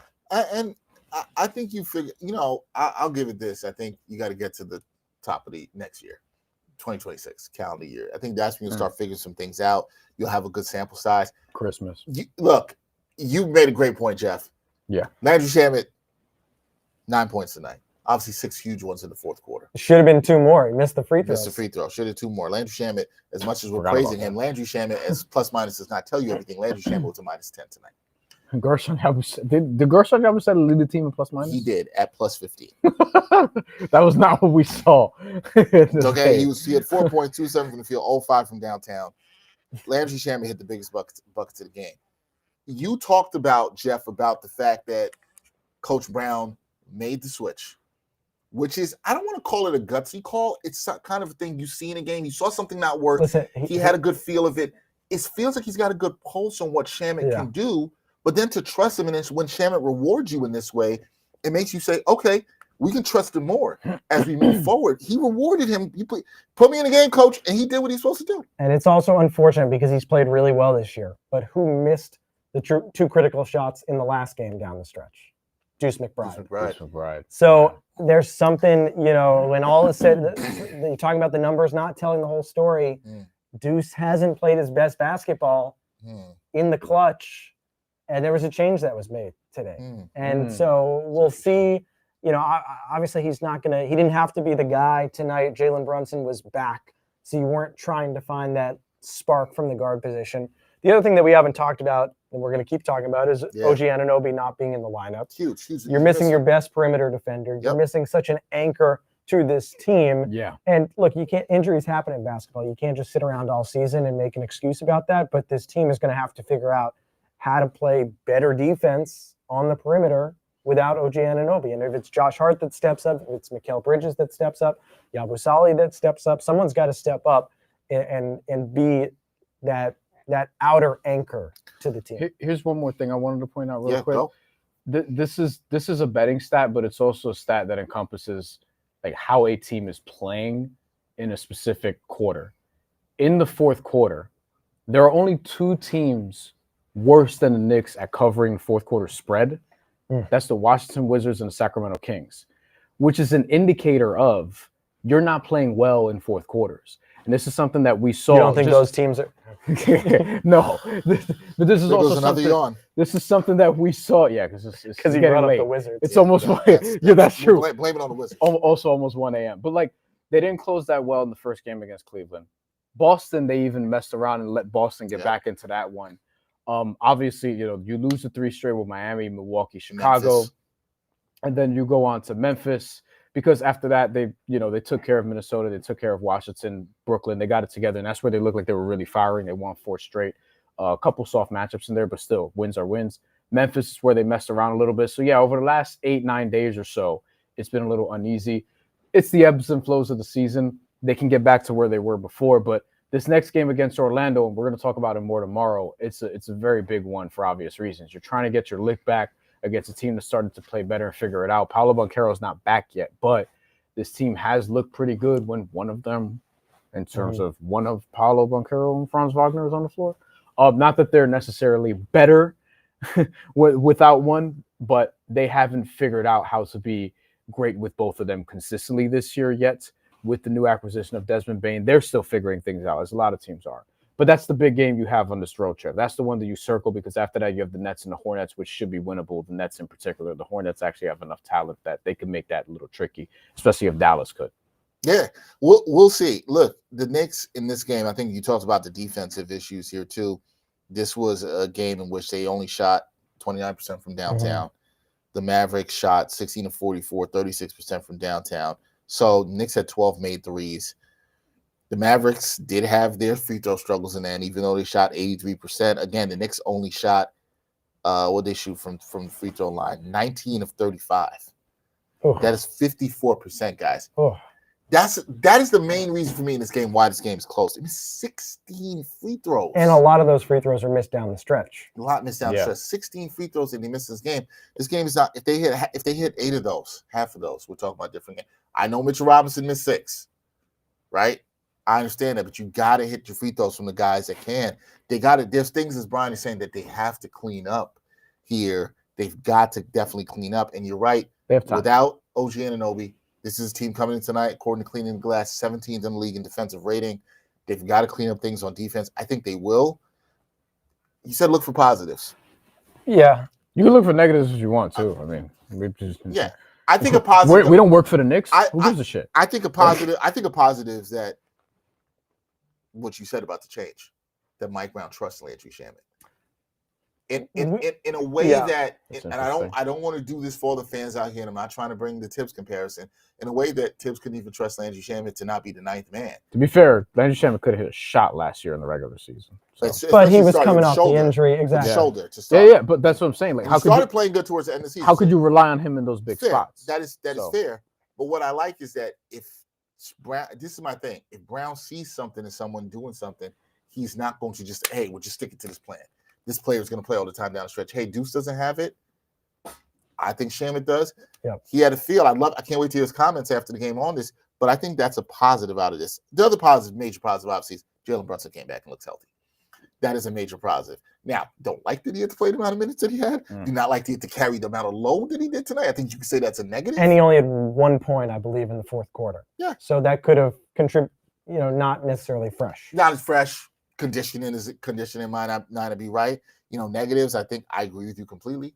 Karl-Anthony Towns has got to be better. I thought he played a better second half than he did first half. Because he started attacking. He started attacking. And I do like him shooting. He got up. How many threes he got up to? He got up 6 threes, hit 1. Right, 6-16. Not a great shooting night. I don't want to kill him because he did have 2 steals. He did 6 assists for Cat. He did have 14 boards. But it didn't feel like a good game. Yeah, but granted, nothing about this game felt good. Hassan Whiteside used to get a lot of rebounds. Okay, one of your favorite players of all time. Your favorite players. Yeah. I would say Towns still played he didn't play a low IQ game. He played. He missed 3. He was 1 of 6 from 3, but he took good shots. He just didn't make them. So it's not like we're sitting here going, "What was he thinking?" in all these moments. Yeah. To the Shamet point, because I said Jordan Clarkson. What an upgrade from Campaign in the same sort of role. Yeah. You can say Landry Shamet this year, an upgrade from Landry Shamet last year. And when you're in the offseason and you're a fan, you don't get excited about a guy taking a step forward or being healthier like Shamet. But that is what the Knicks got. Every year they get Deuce McBride getting a little bit better. Mm-hmm. So sometimes fans don't equate that in the offseason, that Landry Shamet has essentially been an addition to the Knicks rotation this year that they didn't have in the regular season last year, that they really only had when they made the switch in, I believe, Game 3 of the Eastern Conference Finals last year. And remember, like Shamet, because his numbers will look good now if you look at it, but up until the last 2 weeks of the season, he was shooting 32% from 3. And then he started playing really well down the stretch. This is why people thought he deserved minutes. It was like from March 26th on, those last couple of weeks, he went crazy a couple of games. There was like a 6 for 9. Yeah, he played 7 for 11. Well. He played more, and they were also like winding down and playing other guys and things like that. But once they got to the playoffs, people felt like he deserved to be in there sooner. He was good in like the Pacers series. But other than that, I was kind of like, why does he deserve minutes? This year, especially this week, Shamet's had a hell of a last 7 days or whatever it's been. But I think you've always seen how Brown has trusted him from the time when the games that Mitch doesn't play, he'll put him in the starting lineup. There's a trust there with him. He's a solid vet. He's not going to mess things up. He's going to play hard. He's either the best defender? No. But he moves his feet. He'll compete. Yeah. He makes the right play. I just think there's something. I think it's less for me about Shamet and more for me about Brown's ability to see what players he should trust and give guys chances. I'm sure Mike Brown is going to talk to Deuce McBride. It's not to bring his confidence down, but it's to still keep him in the fold. Deuce is going to have his moments. And let's not get too – I don't think any of us are getting too crazy. I'm not saying – and somebody texted me this other day, like, start Shamet. Shamet should start every game even when OG comes back. Relax. But who's coming off the bench? Yeah, I don't know. Mikhail? Yeah, I don't – Come on. They actually wanted Mitchell Robinson off the bench. That was the point. I mean, look, no, but I like it. It makes basketball sense to some degree. Shamet's a good player. I think what people should take about this is Mike Brown, I think, is going to have a good pulse in the team. Even the little things that we're saying, like him playing Diawara just to get a minute or two in the half. He seems to have a pulse in his team. He's willing to try to figure things out. That should be a takeaway. This is when the time you should be figuring things out, as where we are in November. This is where this team should be. Do I love that it was only a 2-point win against the Mavericks? Absolutely not. I don't think anybody feels good about that. But hey, this is not about style points. You got to get the win, but you can't look like this against Orlando. That's what I will say. I mean, you can't look like this against any team you think will be in the playoffs, because this is not a playoff team. But it does say something about your team overall and your talent level, that you're able to figure it out and win, even if the other team gifted you 18 turnovers, even if they missed some free throws down the stretch that they didn't during the game. But good teams find a way to win when they're playing like shit. And the Knicks kind of played like shit, or their level of shit, but they won the game. And if you're a good team, you still figure out how to win this game regardless. I think Anthony had a comment like, we should talk more about how the Knicks get everyone's best shot. I would say that's overrated, because yes, teams may be hyped because the Knicks plays them. Like Oklahoma City gets everyone's best shot. They're the defending champions. Like Oklahoma City gets their Dex is getting gifts here. Oklahoma City is getting people's best shot. Like, I think that's overrated. I just think you got to play better and more consistently. And we'll see what happens. This Orlando game is going to be big. It's early still. Don't want to overreact to everything you see before Christmas, because a lot of it, a lot of these things are things we might just forget about a couple months, because we're talking about every game. But that Orlando game is going to be important because, and you brought this up a little bit, they're really, you could say there's a big four in the East this year. The Knicks, the Cavs, the Magic, the Pistons. I know you kind of put the Bucks in there as well. I don't. But if those are the big four, then without the Celtics, without the Pacers really being as relevant this year, I don't think the Heat will be there at the end. I know they're getting more out of their team than they are right now. That Magic game is going to be big. You've already lost to this team. Remember, the Knicks last year couldn't beat the Cavs in the regular season, couldn't beat the Celtics in the regular season. They were able to figure it out against the Celtics in the playoffs. But these are going to be games that you're priming even in November for the postseason. You're seeing how you stack up with these top teams. The Magic are without Paolo Banchero, but the Knicks are without OG Anunoby. So we'll see how it goes. Yeah. Look, it's early in the season. You've seen some things in the NBA. I saw somebody in the chat just say Toronto's having a pretty good season. Yeah, Toronto's pretty good. Toronto's leading the Atlantic Division. I like them to go over their wins. Yeah, me too. I said you and I talked about. I thought they could be like a 5-6 seed before the season started. They have a bunch of good players. The Knicks are going to get teams to challenge them. They know where the Knicks were projected to finish. Teams are going to challenge them. Now, teams are going to look at the Knicks being like, yo, you ain't that much better than us. But one of the things that I need to see from this Knicks team going forward, and this goes to after what you're saying against Orlando. Orlando's got a lot of length. We know they can defend. You and I thought they could be an issue. We'll preview this tomorrow on our live show. But when you're playing the bad teams, you got to kill them. You know what we want to see? We want to see Ariel Party in there. We want to see Mohamed Diawara get some burn. When you're playing at MSG Brooklyn, you gotta destroy the Nets.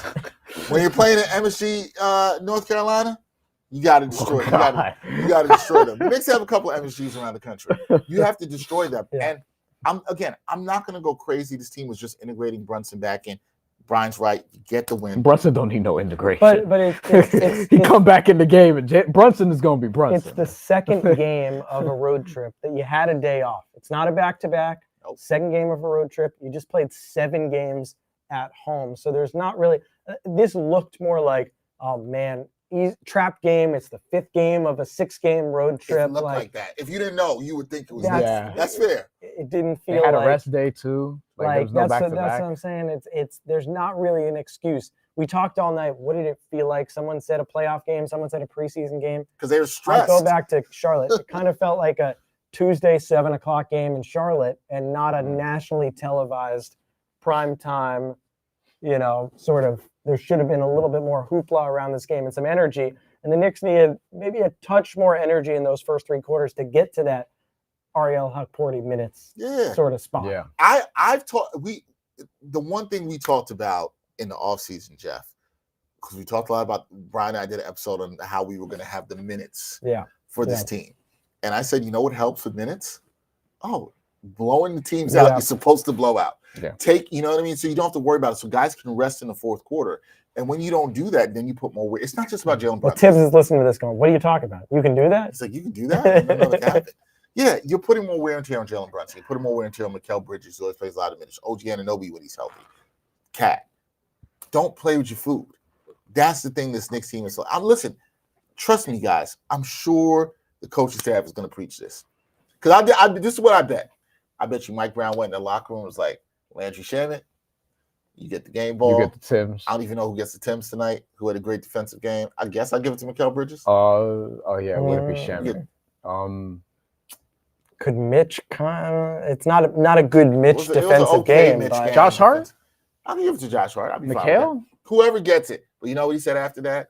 He's going to be like, we should beat them by a lot more. Yeah. And he will be right. You're going to need those Tims. It's getting cold outside. Snow might be honestly, there, he should hold on to the Tims and be like, no, you know You know what? what? I like that. No, but This no was not Tims. a win. Yeah, This was not a win. Yeah. No one We should haven't get- no seen. one Did should they get- do it on the road? We haven't seen. We That's haven't true. actually seen the I Tims mean, on look, the road. again, the big thing for me, though, like in terms of there's a lot you don't want to overreact to.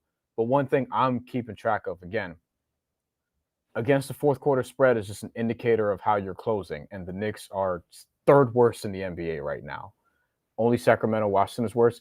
They're also, right now, including this game, the only team in the NBA that hasn't covered a game on the road, 0-5 against the spread, which is an indicator like this team is underperforming on the road.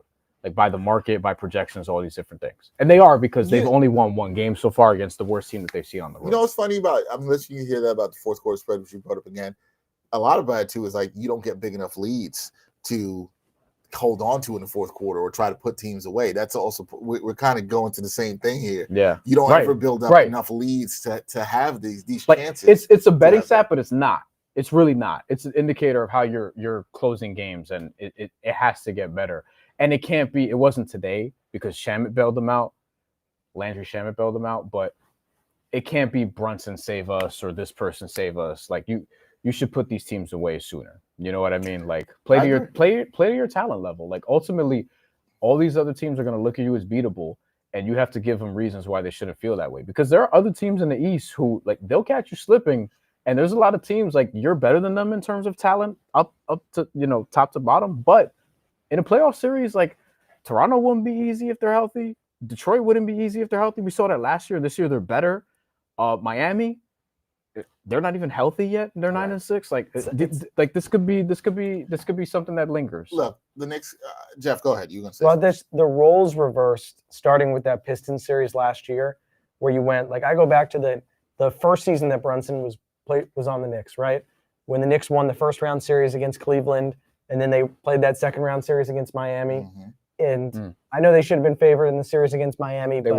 But it felt like they were. The Knicks are scrappy. They got past Cleveland. They might scrap all the way to the finals. And then you saw it when the Knicks played the Pistons last year. Okay, the Knicks aren't the scrappy team anymore. The Knicks are the talented team. Yeah. The team that's supposed to win. And a couple of games you've already seen it this year. The Knicks are not the scrappy team anymore. They're the team that needs to not be taken off guard by these teams that out-hustle and outperform. The Mavs outperformed what they should have done tonight. The Knicks underperformed.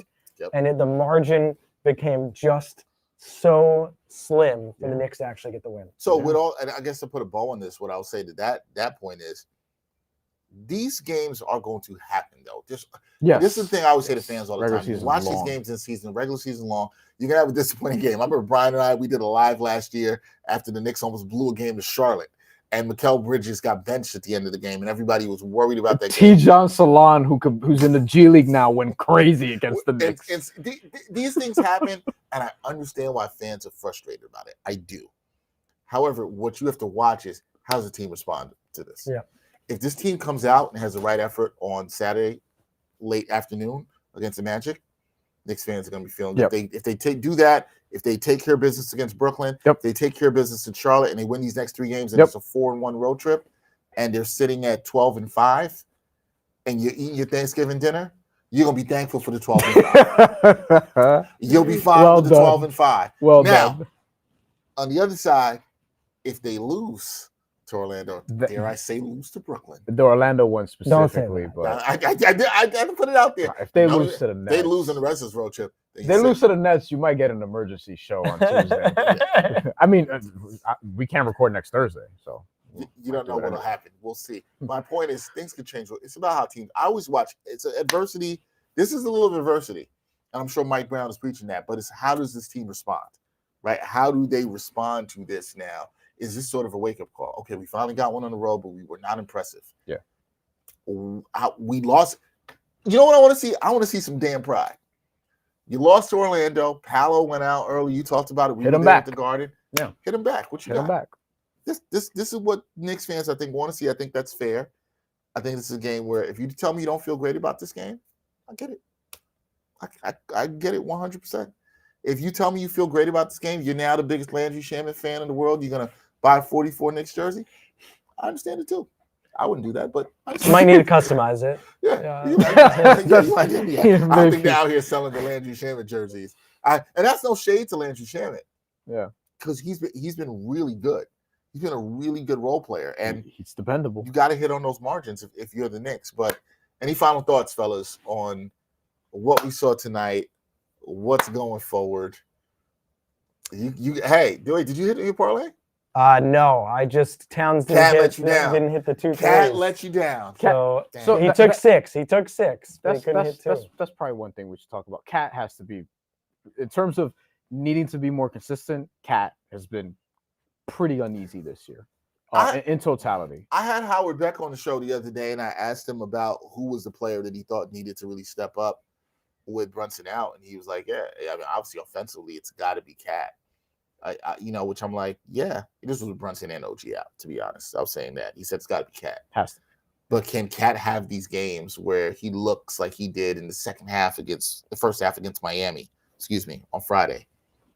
Where then disappeared for a lot of the second half. Yeah, but that's expected. But that's what's frustrating for the fans. He's got that, and you saw it in the first half, and then you don't see it. That's what frustrates the fan base, and I do understand that. But Cat, it's got to be better. It's got to take it to the rim more, like you said. I think it's adjustments, and you got to figure out what the identity of this team is. Remember, the over-under tonight for the Knicks was 120 and a half. They scored 113 points against this Dallas Mavericks team that felt like it was lacking a little bit defensively. So the conversations changed a little bit that the Knicks have been this Knicks team is an offensive outpouring. The offense that they had during the homestand was incredible, like nothing we've seen. But we also have to remember, other than Brunson and Cat, essentially this team was built around defense over the last few years. And I think that there needs to be a little bit of a meshing of the two, getting the offense and the defense to both click at the same time. Today, it felt like they were each a step behind. I agree. And some of that comes back to the rotations that we talked about. Yeah. Because there's certain players that are in there for offense. You have Landry Shamet play. He's going to give you better offense than defense. But then you have Deuce McBride or you have Mikal Bridges or you have guys getting extra minutes. They're more defensive players. So the Knicks need to figure all that out because you said you're going to have games like this. Well, Knicks almost had essentially 5 road games like this. I know that this is the Mavs are the least of those opponents, but at some point you've got to show up on the road. You've got to play the offense that you've played at home. You got to get the job done. So they saw one go through. We'd be having a much different conversation tonight. We were moments away from having a little bit more of a negative conversation now. But now you got to bring the pendulum up, especially on the road with some of these games other than the Magic game, reasonable road games, and at least have some momentum going up. I do think one thing I will say about this team offensively before we go, I do think their offensive process is not bad. Because I think you saw that specifically in the first half of this game tonight. They were still getting into the paint. They're still spraying it out. They're getting good looks from 3. Mm-hmm. It didn't go down. So they're not getting away from the process, and I think that's what's encouraging to me. I can live with there's going to be nights you don't make shots. The couple things I can't live with is like not taking care of the ball, not hitting free throws. And I'll harp again on the free throws. That is what because they did take care of the ball. They did take care of the ball. They did not hit free throws, and that is what hurt them in a major way tonight. Untimely fouls too. They were sending Dallas to the line a lot late in the game. This is very true. I see somebody in the chat. Nick Yak says Cat shot enough for you to win. I mean, shooting enough is the thing. He didn't make enough. right? Like you got to make Missed too many free more. You missed too many free throws too. Cat missed free throws too. Yeah, we talked about. So you can't have those things when it happens. Ooh, that's a good block. Wow. Sorry. So in the Sports Center top 10, that was pretty impressive. that was in the G League too. Stockton King shout out. Stockton King shout out there. But hey, Jeff, you're one of the few people to sit in this chair. Not few. This is a good amount. 1-0. 1-0. I'm You're not a loser. I'm the only person to see a road win in this chair. This season. That is true. That is true. Change the narrative here. Yeah, that is true. We were here for Knicks Bucks, and again, great first half. Then they were like, "Wait, you're building a wall around Giannis? All right, we got something for you. Here are the shooters." That wasn't good. And Anthony the Gallo Knicks was didn't just for that one. So you're right. You're the first person to see a road victory while we did a watch party. They got the Bucks again soon, by the way, on next Friday. So that's at the Garden. You got multiple payback opportunities. Yeah, Knicks got to take advantage. Got of the Heat again in December. Orlando coming up, obviously.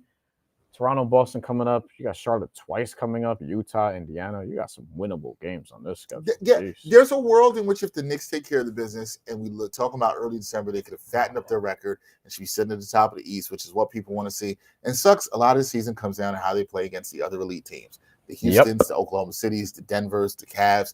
A lot of that stuff. That's how it should be, to be honest. And those are the games we'll definitely be doing watch parties for, and we'll definitely see you on. Jeff, did you have a good time? A spectacular time. Thanks for having me on your program. No, I'm glad to have you. We got to have you back. Before you go, what do you think people are going to see next year in golf that might blow their mind? Do you think there's something in golf people should be keeping their eye on as we look to the season in 2026? I just think people need to keep watching Scottie Scheffler, because if you're not, I know a lot of Tiger Woods people out there, but right now what Scotty's doing is as close to what Tiger has ever done. So, Scotty won 2 majors this past year, which was more than the year before. He didn't win as many times in the PGA Tour, but we haven't seen a top player who's separated this much from the field. So over the next few years, every year you're going, can he win 3 majors in a year? Can we finally see a guy kind of attack that season-long Grand Slam? Mm-hmm. So he's the guy to watch. If Scotty comes out hot next season, you never know. He's dope. One other thing I got for you. I was a big Tiger Woods fan. Does Tiger win another major? He's not going to win another major. I should let go of the hope. But Tiger is never done, and everyone wants to say, they say Tiger just stop. Fans want to say they're like, they can't watch this guy. He's had how many back surgeries, how many shoulder surgeries. He just ruptured his Achilles, but the guy doesn't know anything else. All he wants to do is all I want to see, Jeff. This is all I want from Tiger now, because I would just let go that he's not winning a major. I'm with you on this. I just want him to make the cut at the Masters. I think, what I'm saying, or just be in contention. If he's somehow in contention on the final day, that's even asking a lot. Just make the cut. I think he will make one more cut at the Masters. That's all I want. One thing about golf, different than a sport like basketball, top players. Imagine Michael Jordan could still play 2 minutes in every playoff, in every NBA playoff still, because he won a championship or something like that. Like Tiger can play the Masters for as long as he wants, the rest of his life. He says he doesn't want to be a ceremonial golfer. People want to see it, right? They want to see him, even if he just plays 2 rounds at the Masters. They just want to watch him walk down. It'd be like letting a guy come into Madison Square Garden, who won in Madison Square Garden, and play in that arena, that venue.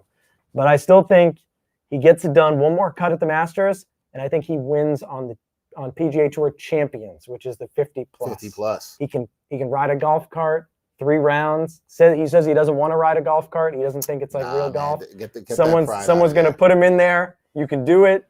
Play. You don't have to walk. And I think we see a couple more highlights, I think. All right, I hope so. Tiger fan, I wouldn't mind seeing that. All right. James Franklin got hired by Virginia Tech? Yes, he did. James Franklin is hired by Virginia Tech. Jesus Christ. Well, you know how I feel about Penn State. Mm-hmm. Anyway, that is Jeff Eisenband. Check him out, all the good stuff he does with the PGA Tour. Fantastic job there. Bryan and I, we were doing a live show today. I just realized the time. Later today. We will have a guest to help us break down the game against the Orlando Magic on Saturday. That should be a good one. Jeff, we appreciate you coming through. Thank you. You had a good time. You yawned less than me. I think I had the most yawns here tonight. I did one now. Yeah. You were just trying to hold one back. Of course you want that. You just trying to hold back the yawn. I think I yawned 3 times tonight. I don't know what the counter is. Our team was doing that. I'm sure they have a whole bunch of beautiful stuff on there. Hopefully I'll be in bed within the next hour. Hopefully we'll see. Not Everybody, thank you for rocking with us. If you watch us, we yes. Thank from you very much. Tampa, Argentina, everywhere. We appreciate you guys rocking with us. Hit that like button. At your button. job, apparently, on East the Blue clock. Drew on the clock. Yeah. Don't get fired, East Blue. We appreciate you. We will catch you next time. Another edition of New York Got Game. Peace. And thanks for watching New York Got Game. Boom shakalaka.